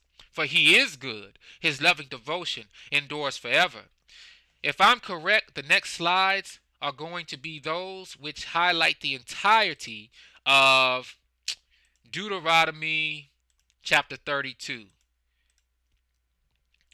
Here's an image, one of my favorite images, because truth be told, I can tap in with the angelic realms and the light ships any evening, according to the Most High's will. And yeah, I have a little smile on my face because it's true. It's true. And if y'all are on the same frequency that the children of the Most High are on and you're awakened, you'll be able to tap in as well. But this is something that it's going to look like. In that day, before Armageddon begins and the sky crack open, you're not going to see a hippie man coming on down the sky. You're not going to see that. You're going to see a melanated man, a so-called black man with woolly hair, coming down with great power and authority. And you're going to see 250 million chariots that are going to be manned by all sorts of angelic forces.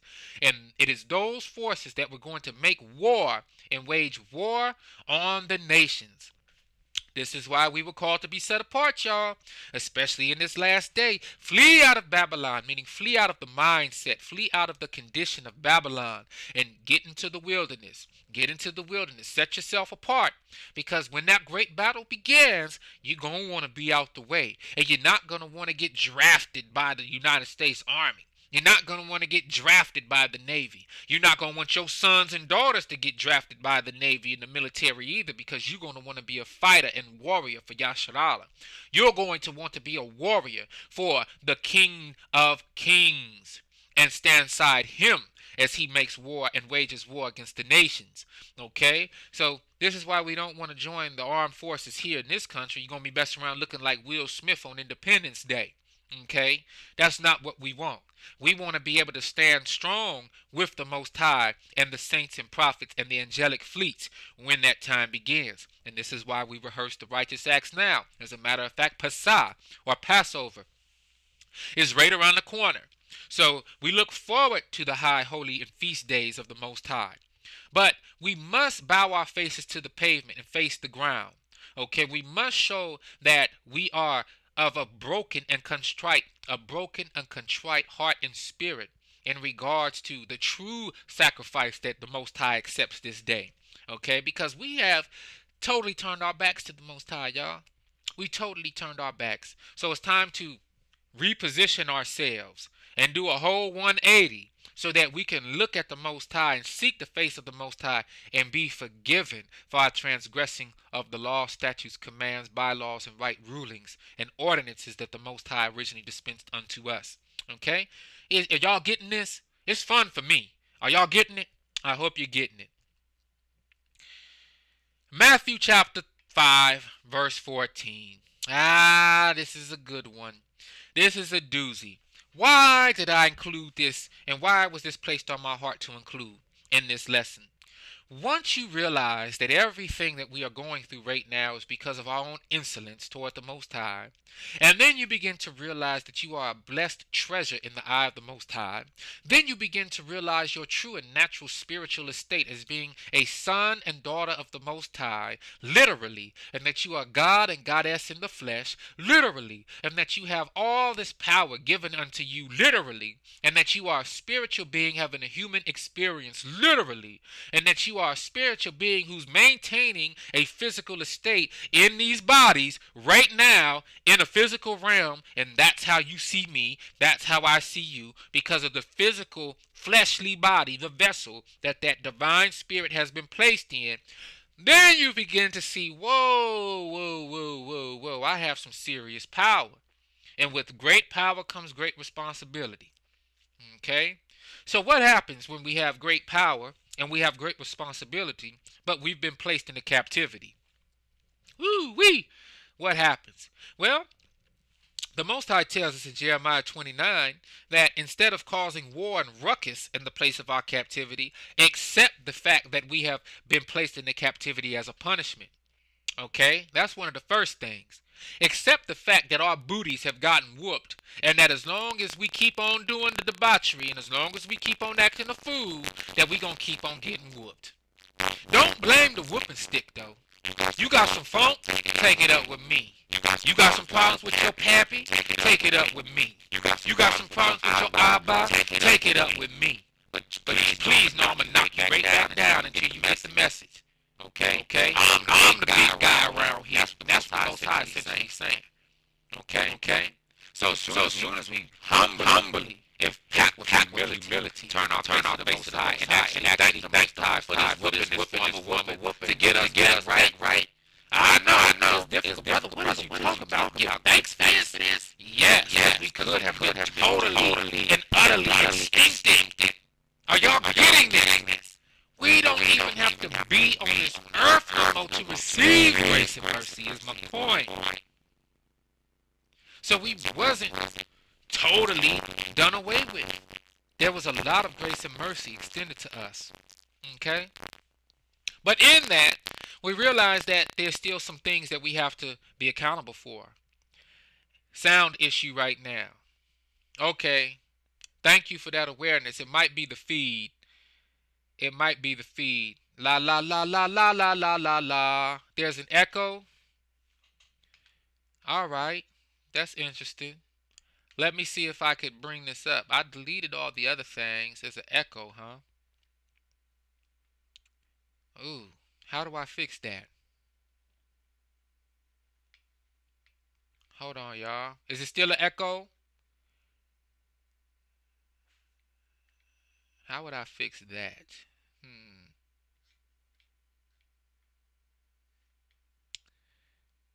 Let's see.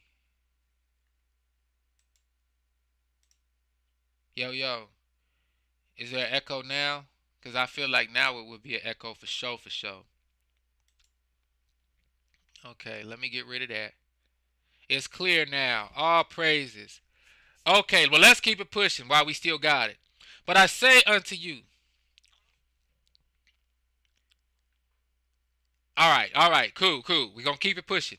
But I say, thank you, sisters. But I say unto you, love your enemies. Bless them that curse you. Do good to them that hate you. And pray for them which despitefully use you and persecute you. Probably the feed, like you said. Okay. Yeah. Let's get through this. And I apologize for that, y'all. It looks like it's just now happening. So I apologize for that. I truly do. And hopefully we can get through the remainder of this live stream. Okay? But bless them that curse you. You know what the Most High did right there? We didn't realize it, but the Most High is the one who placed these curses on us. The Most High placed these curses on us. So one thing we have to do is bless the one who cursed us. Okay? Those cursings originally come from the Most High. And then they trickle down. But we have to be able to give thanks and honor and glory to the Most High. Okay? We made ourselves enemies to the Most High. So who are we to be angry or bitter at those? Edifying points. Yes, hearing you though. Edifying points. All praises. Let's hope that this clears up for us. Who are we to be mad at the enemies against us when we are the enemies against our own Father? Okay? So we have to get our minds right. So that's why I felt it was necessary to reference Matthew chapter 5, verse 44. Okay? Let's continue. All right.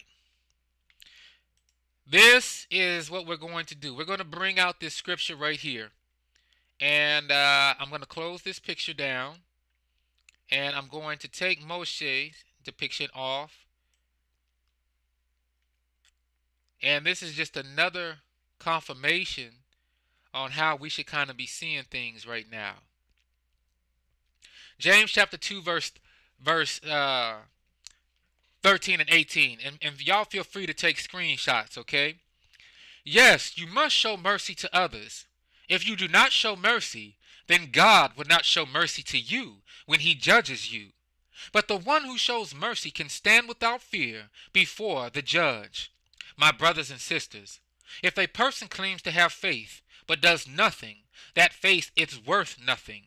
Faith like that cannot save anyone. Suppose a brother or sister in Christ comes to you in need of clothes or something to eat, and you say to them, God be with you. I hope you stay warm and get plenty to eat. But you don't give them the things they need.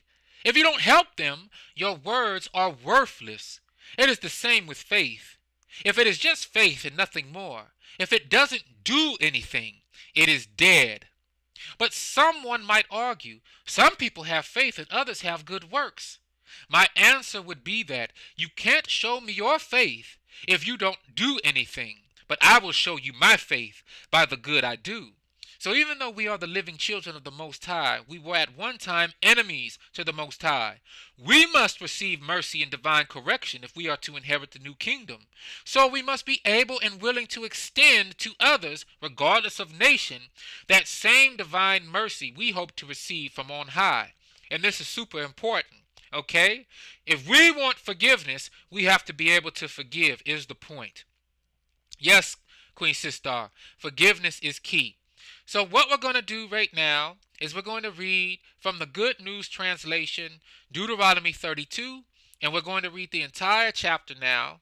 And it's a fun chapter. We're going to read this, and then we're going to conclude this live stream for today. Okay? So let me get this situated. And I hope that you're edified by this lesson and by what we're bringing forth today. So here we go. Deuteronomy chapter 32. Beginning at the top. Earth and sky, hear my words. Listen closely to what I say. My teaching will fall like drops of rain and form on the earth like dew. My words will fall like showers on young plants, like gentle rain on tender grass. I will praise the name of Yahweh, and his people will tell of his greatness. Yahweh is your mighty defender, perfect and just in all his ways. Your God, your El, is faithful and true. He does what is right and fair. But you are unfaithful, unworthy to be his people, a sinful and deceitful nation. Is this the way you should treat Yahweh, you foolish, senseless people? He is your father. He is your father. He is your father, your creator. He made you into a nation. Are y'all hearing this? This is why I have said ye are gods. Ye are children of the Most High El. Children of Israel, remember who you are. Remember. Okay? This is super important, y'all. I hope y'all are seeing this. Take a screenshot of that, just so you can have it.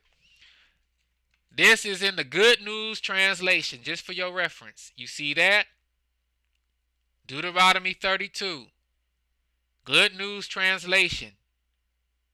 Okay, do y'all see that? Start at verse 1 of chapter 32 and work on down. He is your father, your creator. He made you into a nation. Okay, now listen at this. Listen at this, y'all. Verse 7. Think of the past. This is what we're doing now. Think of the past, of the time long ago. Ask your parents to tell you what happened. Ask the old people to tell of the past. You see, they killed a lot of our elders in the transatlantic and trans-Arabian slave trade so that we would not have sound wisdom, so that we would not have full insight on who we are.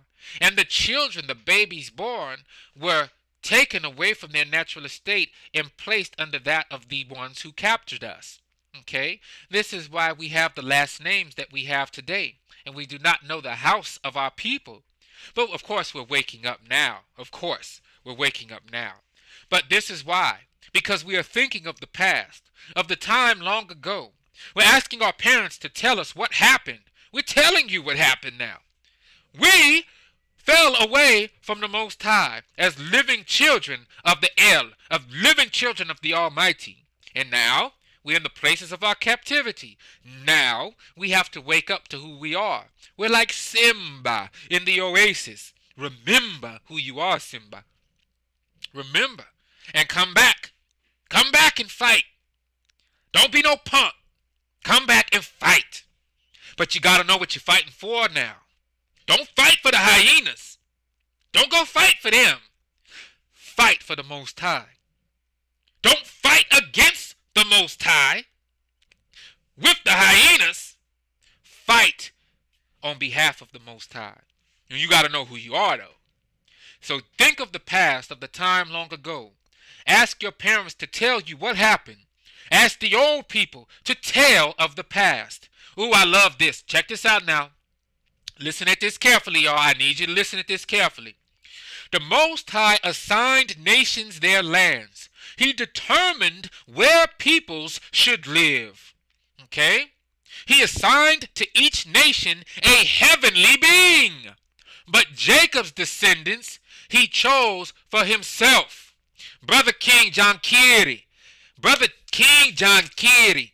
Welcome to the live stream, Brother King. It's so blessed to see you. I truly hope you are conquering all strongholds and obstacles against you, brother. I truly do.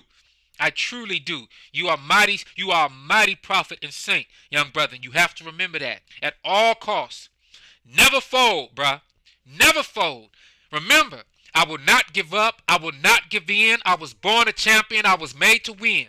I will not give up. I will not give in. I was born a champion. I was made to win. Always remember that. And remember, you are a living child of the Most High in the flesh. Don't let nobody knock you down. Don't let nobody trick you out your position. Thank you for joining us today. Your presence is valued.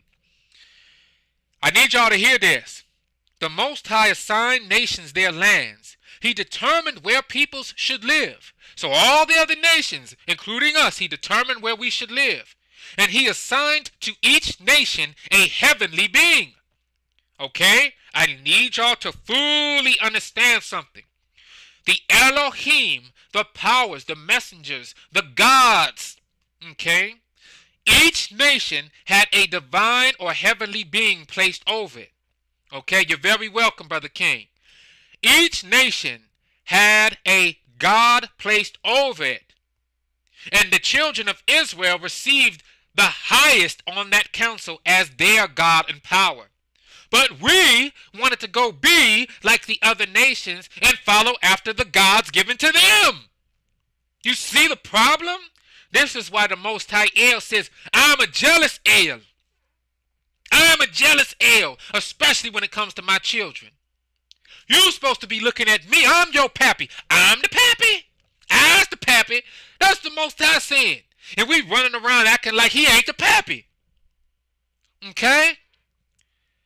The Most High assigned nations their lands. He determined where people should live. He assigned to each nation a heavenly being. But Jacob's descendants he chose for himself. Jacob's descendants, you and I, dear children of Israel, he chose for himself. Where did he find us originally? He found them wandering through the desert, a desolate, windswept wilderness. He protected them and cared for them as he would protect himself. Like an eagle teaching its young to fly, catching them safely on its spreading wings, Yahweh kept Israel from falling. Yahweh alone led his people without the help of a foreign god. Yahweh led us without the help of the other Elohim that he gave to the nations. It was us and him and us. A divine covenant was established, a bond that should never be broken.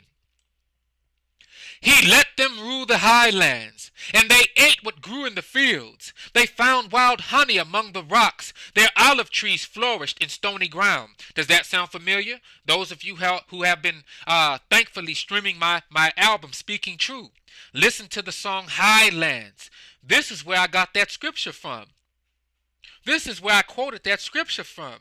He let them rule the highlands, and they ate what grew in the fields. They found wild honey among the rocks.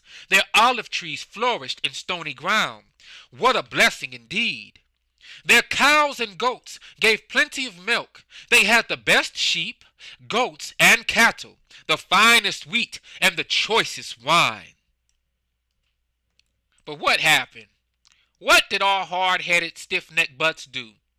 Yahweh's people grew rich, but rebellious. They were fat and stuffed with food. They abandoned God, El, their creator, and rejected their mighty Savior. Their idolatry made Yahweh jealous. The evil they did made him angry. They sacrificed to gods that are not real, new gods their ancestors had never known, gods that Israel had never obeyed. Yes, we are born to win. Born to win. That's right. They forgot their God, their mighty Savior, the one who had given them life. This is why we are children of the Most High El. Are y'all seeing? This is why we are called after his name, Israel. He who rules with El. Oh, I hope y'all are getting this. It's so fun. It is such a revelation. It's such a freeing revelation. Okay? Break out of that mental stronghold, family. They forgot their God, their El, their mighty Savior, the one who had given them life. When Yahweh saw this, he was angry and rejected. Who did he reject? His sons and daughters.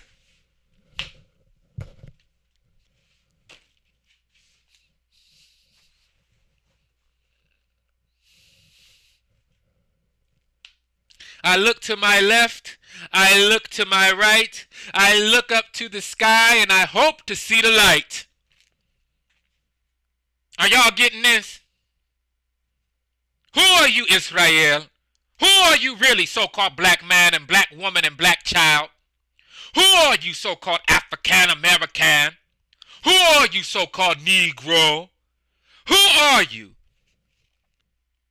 You are the sons and daughters of the living power. It's time we wake up to this truth and don't be afraid of it. The first thing we got to do is recognize that it's the truth.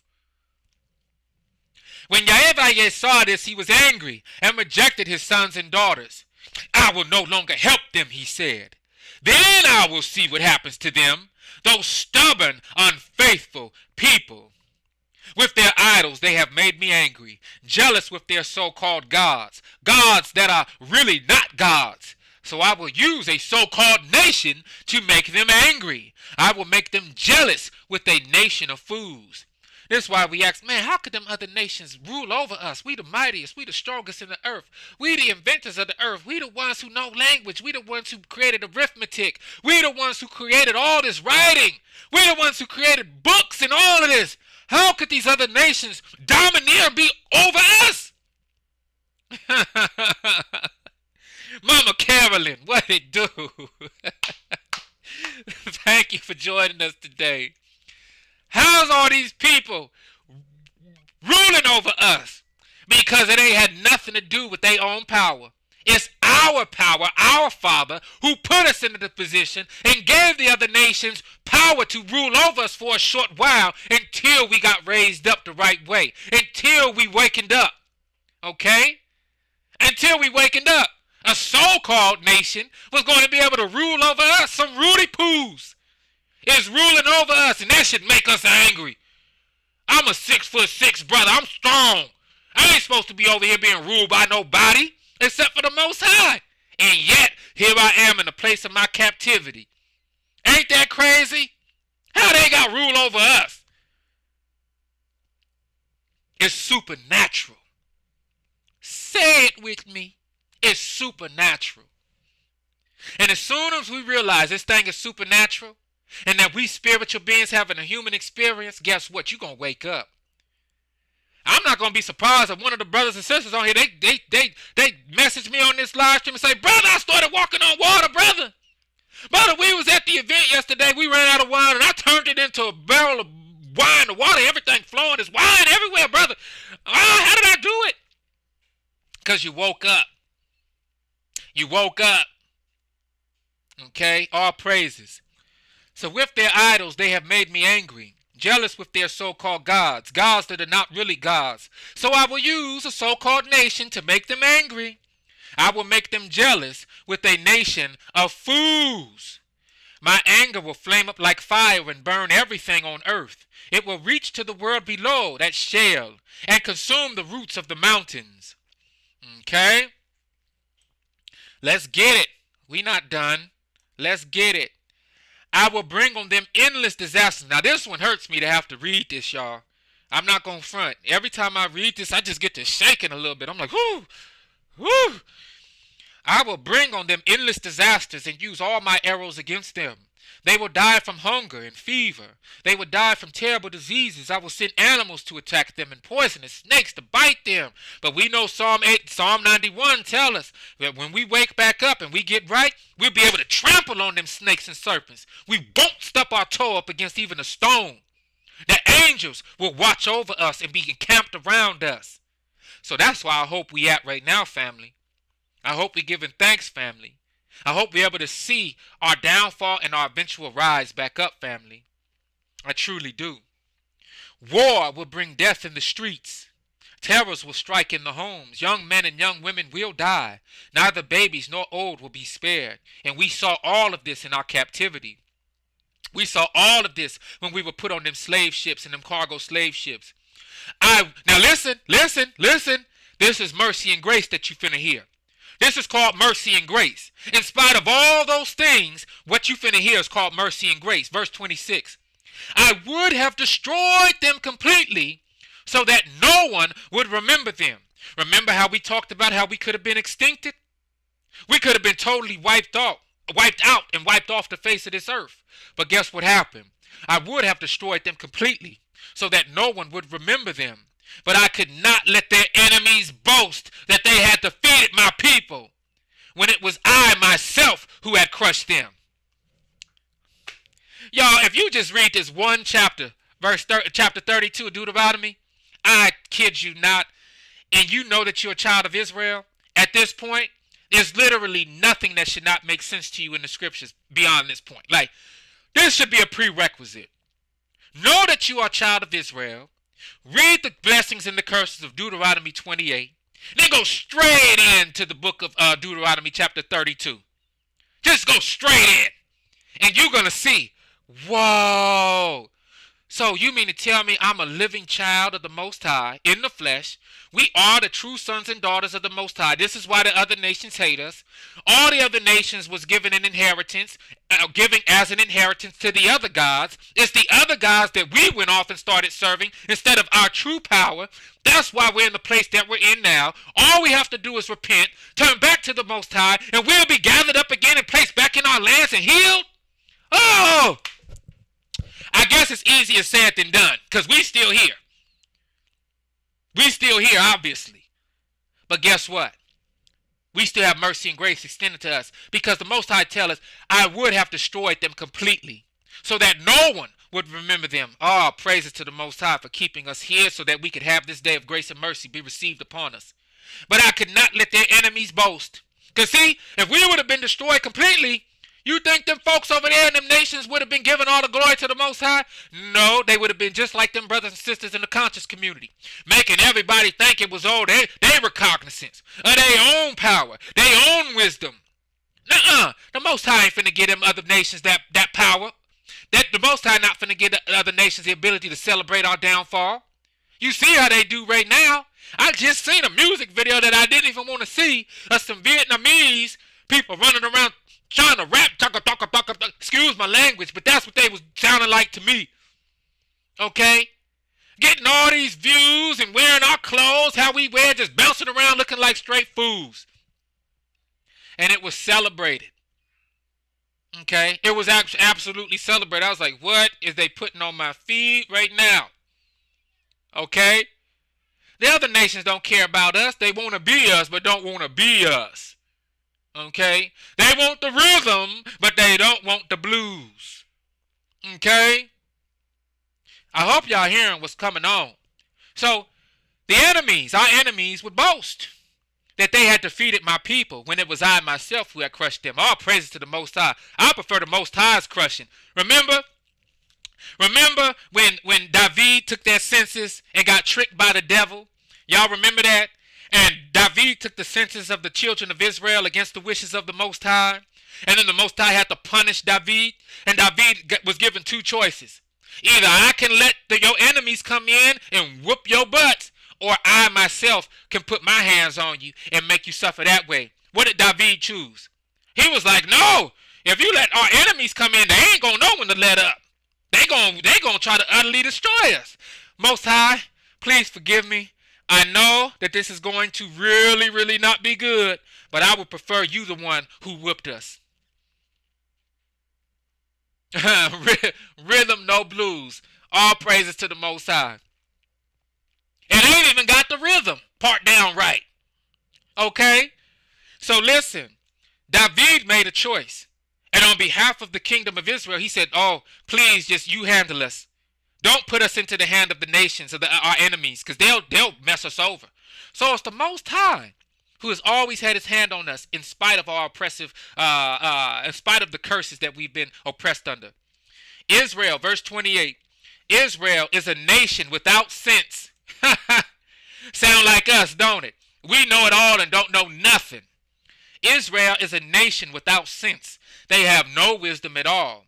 They failed to see why they were defeated. Man, why is this happening to us? Why the white man hate us? Yeah, Book of Kings, there you go. Why the white man hate us? Why the Asians hate us? Why the Arabs always be looking at us funny in the stores? Why the Vietnamese talking about hurry up and buy? What is this about? Why everywhere we go, we are scorned in the bywords and the bylaws, and the bywords, the all sorts and all kind of names except for who we are. Why are we the last hired in the first fire? Why are we getting gunned down in the streets? Oh. Because we are a nation without sense. We have no wisdom at all. We fail to see why we were defeated. They, meaning us, cannot understand what happened. Are y'all starting to understand now? Why were 1,000 defeated by one? Why was big old me and all my brethren defeated by one little white guy, one little Portuguese guy, one little British guy? How could one little British guy be having us on chains and we walking like this down the chain gang? How is that even possible if it wasn't supernatural, y'all? Why were 1,000 defeated by one and 10,000 by only two? Yahweh, their El, had abandoned them. Their mighty El had given them up. Their enemies know that their own gods are weak. Are you hearing this? Our enemies know that the gods they were given as an inheritance to are utterly useless and weak. But guess who? Got the living power on their side. And guess who all the nations were afraid of? Us. That's why when I'm a little 11-year-old little boy walking home from school, and you got the little white lady, excuse me, but you got the little white lady in her car parked out in front of her house, you know what sound I hear? I hear this. Hold on, let me get off there. I hear this. A click, click, click. And I look at the door and the lock going down. I got on a 50-pound backpack walking home. Sound again? Okay. Let's see something real quick. Sound again. Yeah.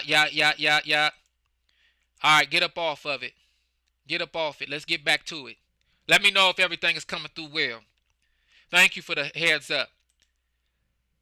That's why I could walk down the street with a 50-pound backpack on full of books and all of their curriculum, and a little old white lady is still going to hit that lock button on her car and lock the door like I'm finna do something to her. I'm worried she going to do something to me. Okay. Verse 31. Thank you, y'all. Their enemies know that their own gods are weak, not mighty like Israel's God. Okay? Israel's God is the true and living power. That's our power. The nations know their power's boo-boo. Okay? The nations know they have no power except what's given to them by our power. Okay? This is very important to recognize. Again, their enemies know that their own gods are weak. If we just understood what we was reading, do you know how farther along we would be right now? We would literally be healed, and I think we would have been in Armageddon. Real talk. We would have been in the new kingdom. But everything happens and ordained the way the Most High needs it to happen. And we're not going to complain, right, saints? We're not going to complain. We just pray for endurance through all the pain. Verse 32. Their enemies, corrupt as Sodom and Gomorrah, are like vines that bear bitter and poisonous grapes, like wine made from the venom of snakes. Yahweh remembers what their enemies have done. He waits for the right time to punish them. So all our folks who are talking about reparations, talking about making war within our own recognizance against the other nations, talking about fighting back and this and that, that's not what the Most High asks us to do. The Most High asks us in Jeremiah 29 to pray in the places of our captivity for the peace of this place, so that peace would be extended to us, so that shalom would be extended to us. Blessings or curses, be in the law, not under the law. Be in the law, that's right. Come on. So we're supposed to live in accordance to Torah. We know this. We know this. And we're also supposed to pray for the peace, the shalom, in the places of our captivity, so that shalom is extended to us. In the meantime, though, vengeance is mine, saith Yahweh. The Most High remembers what their enemies have done. He waits for the right time to punish them. And what's the right time, family? When all of the children of Israel have been awakened to the truth and are now ready to receive the mercy and grace of the Most High and be taken and removed from this captivity, so that war can be finally waged in the great and final battle Armageddon against the nations. Okay? The nations are going to go punished. They won't go unpunished. But this is the patience of the saints. This is why we wait and we diligently rehearse the righteous acts until that time. Because rehearsing the righteous acts now is going to predispose us into rehearsing the actual acts and living them fully and completely in the new kingdom. Because if you didn't know already, we still going to be in the Shabbat in the new kingdom. If you didn't know already, we still going to be adhering to Torah in the new kingdom. So if you're not dealing with Torah now, and you're not observing the law, statutes, and commands now, how on earth, in the new kingdom, are you going to be adhering to the law, statutes, and commands then? No, the Most High want to see you do this in the toxic captivity that we in. If you can do it in the toxic captivity you in, oh, how much more so will you do it in the new kingdom? That's like playing on the basketball court and slam dunking on cats with holy shoes. You got holes all in your shoes, no shoelaces, you still ripping on them cats' head. Imagine what happens when you get that brand new pair of J's, that brand new pair of Jumpmans. You gonna be flying from the free throw line like Mike. You see? So we have to rehearse the righteous acts now. It's a prerequisite. We have to. All right. The Most High remembers what their enemies have done. He waits for the right time to punish them. Yahweh will take revenge. See? Yahweh will take revenge and punish them. The time will come when they will fall. The day of their doom is near. Dun dun dun. I hope y'all are seeing this. Yahweh will rescue his people. When he sees that their strength is gone, he will have mercy on those who serve them when he sees how helpless they are. All we have to do is get back to serving the Most High with a broken and contrite heart. A broken and contrite spirit is the living sacrifice of the Most High today. Turning back to the Most High, observing Torah. Ah, what a glorious, glorious sight that would be in the eyes of the Most High. And then we will be rescued. You see? So, the enemy is not, we're not going to see no vengeance. We're not going to see no revenge. We're not going to see the enemy fall. We're not going to see nothing until we get back right with the Most High. And this is why every single day we are distracted. Every single day we have a new turn up, a new ratchetness, a new level of this, a new level of that, because as long as we don't know who we are, as long as we're deaf, dumb, and blind, as long as we act in a total fool, the enemy gets to stay in rulership and they will not fall. But as soon as we all turn back as children of Israel and wake up, the enemy falls. So what do you want? You either want the enemy to fall or you don't. What do you want? And each one of us who are awakened have to serve as a light to our brethren and our sisters, our kinsmen and kinswomen. This is why it's so important that we don't give up. We don't give in. We was literally born champions. We was literally made to win. And so we got to rise to our fullest estate. All right now, let's keep going. Then Yahweh will ask his people, where are those mighty gods you trusted? Where are they now? Now you see you messed up, huh? Yes, Abba, we see. We see. We say, please have mercy on us. We see. Them other guys wasn't nothing. Yes, you gave them to the other nations, but you made us your nation. Please forgive us. We was stupid. We was tripping. So where are those mighty gods you trusted? You fed them the fat of your sacrifices and offered them wine to drink. Let them come and help you now. Let them run to your rescue. They ain't ran to our rescue yet, y'all. I and I alone am El. No other God is real. I kill and I give life. I wound and I heal. And no one can oppose what I do. Are y'all hearing this? All praises. Real talk though. This is real talk. As surely as I am the living God, the living El, I raise my hand and I vow that I will sharpen my flashing sword and see that justice is done. So we have a promise. Justice is going to be done throughout all of the earth. We just want to be on the right side of that justice. Justice, as far as we're concerned, is being done every day we in this captivity. The Most High has gotten justice through us, through the oppressors and through everybody else, through the captors, through the colonialists, through the colonizer. Okay? We are the object of the mighty divine justice. But guess what? Once we have propitiated and once we have turned back and been redeemed, them other nations who went above and beyond to try to crush us thinking it was of their own power, they got some H-E double hockey sticks to pay, y'all. Woo! Woo! And like I said, and like David said, we would rather get the punishment of the Most High than get the punishment of our enemies. And I know, our enemies is going to feel like boo-boo the fool when it come to show that, wow, they got to get punished too. And it's going to be even greater than our punishment, you know.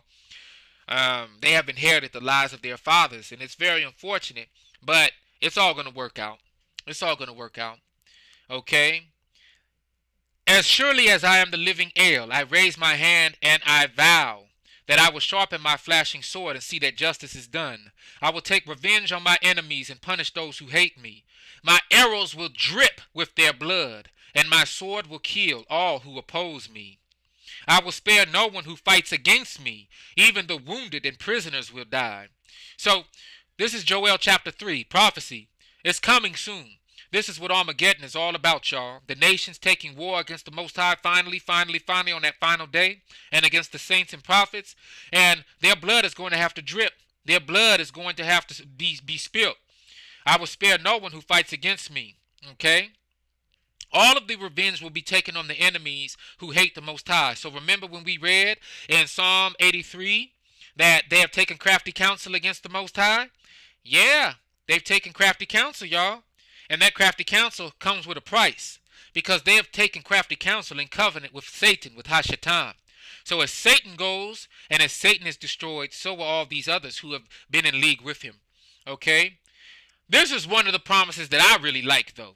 Verse 43, this is yet to happen, but it's going to happen, and you're going to see that you are a child of the Most High, and you're going to celebrate.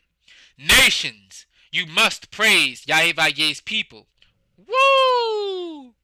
So now you mean to tell me I'm not going to have to dunk a ball no more and break a three-pointer record and have my oppressor's name on my back and a number on my back? I'm not going to have the most touchdowns? I'm not going to have the most Super Bowl trophies? You mean now the nations are going to praise me just because I'm who I am as a child of Israel? Ooh, thank you. All praises to the Most High. So look, nations, you must praise Yahweh's people. He punishes all who kill them. George Zimmerman, you got some heat coming to you, partner. Okay? I hope George Zimmerman see this live stream. Somebody share this to George Zimmerman.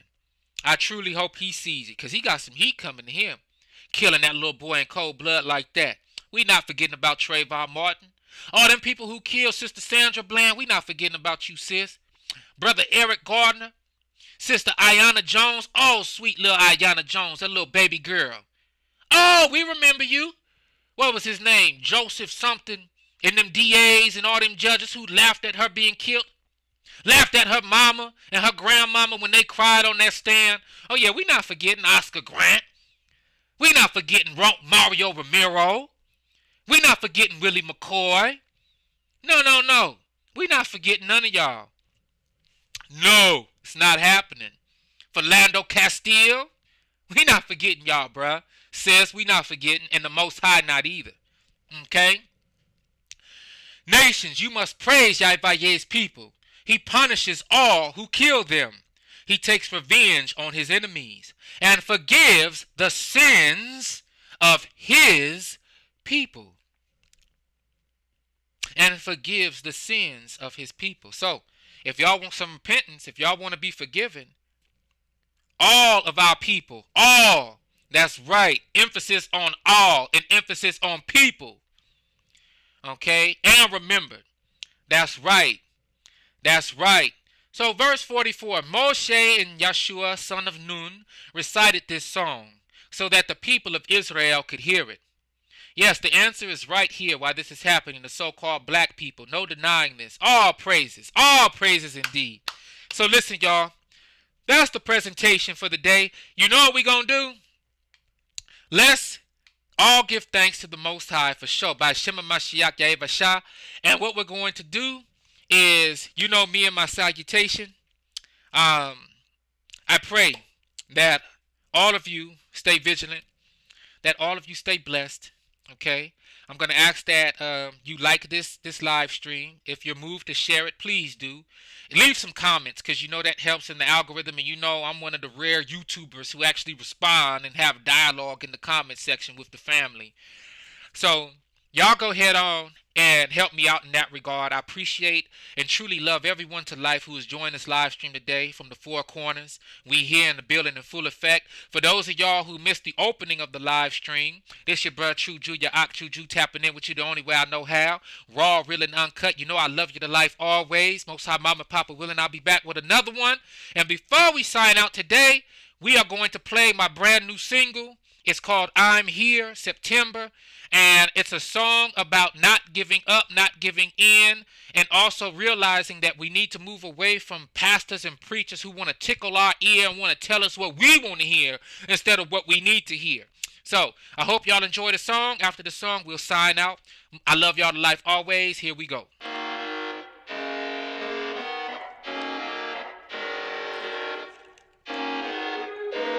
Ooh, yeah. I'm not here to tickle your ear or tell you what you're wanting to hear.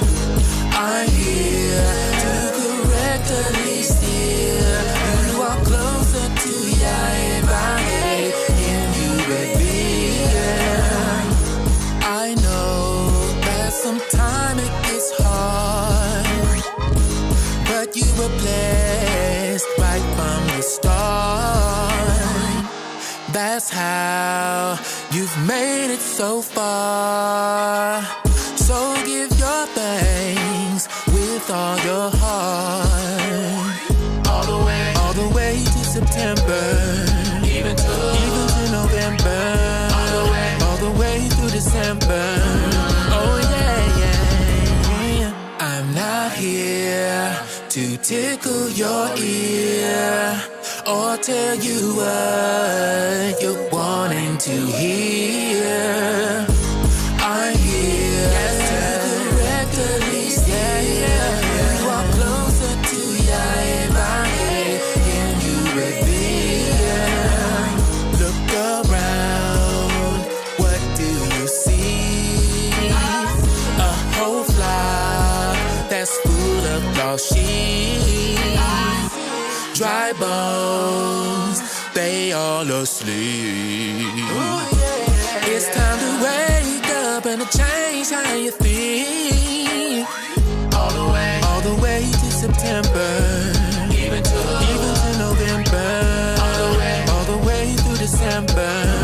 Oh yeah. I'm not here to tickle your ear or tell you what you're wanting to hear.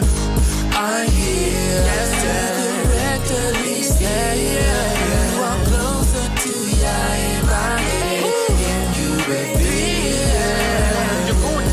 that there will be times when people have no stomach for solid teaching, but will fill up on spiritual junk food, catchy opinions that tickle their fancy. They'll turn their backs on truth and chase mirages. But you keep your eye on what you're doing.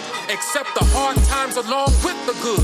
Keep the message alive. Do a thorough job as God's servant. All the way to September, even to November, all the way through December.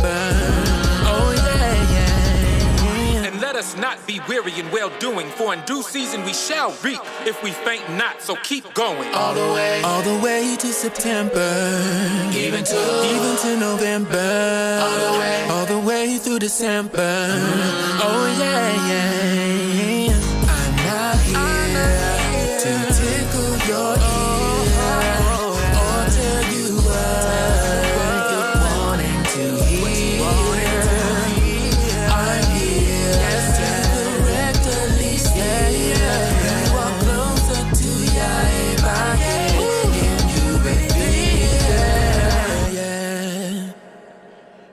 All right, all praises. And that's how we gonna wrap up the Shabbat, y'all. So I'm figuring out this live stream. I wish that everybody have a beautiful evening. I hope that you were fed with the word of truth in a very meaningful way.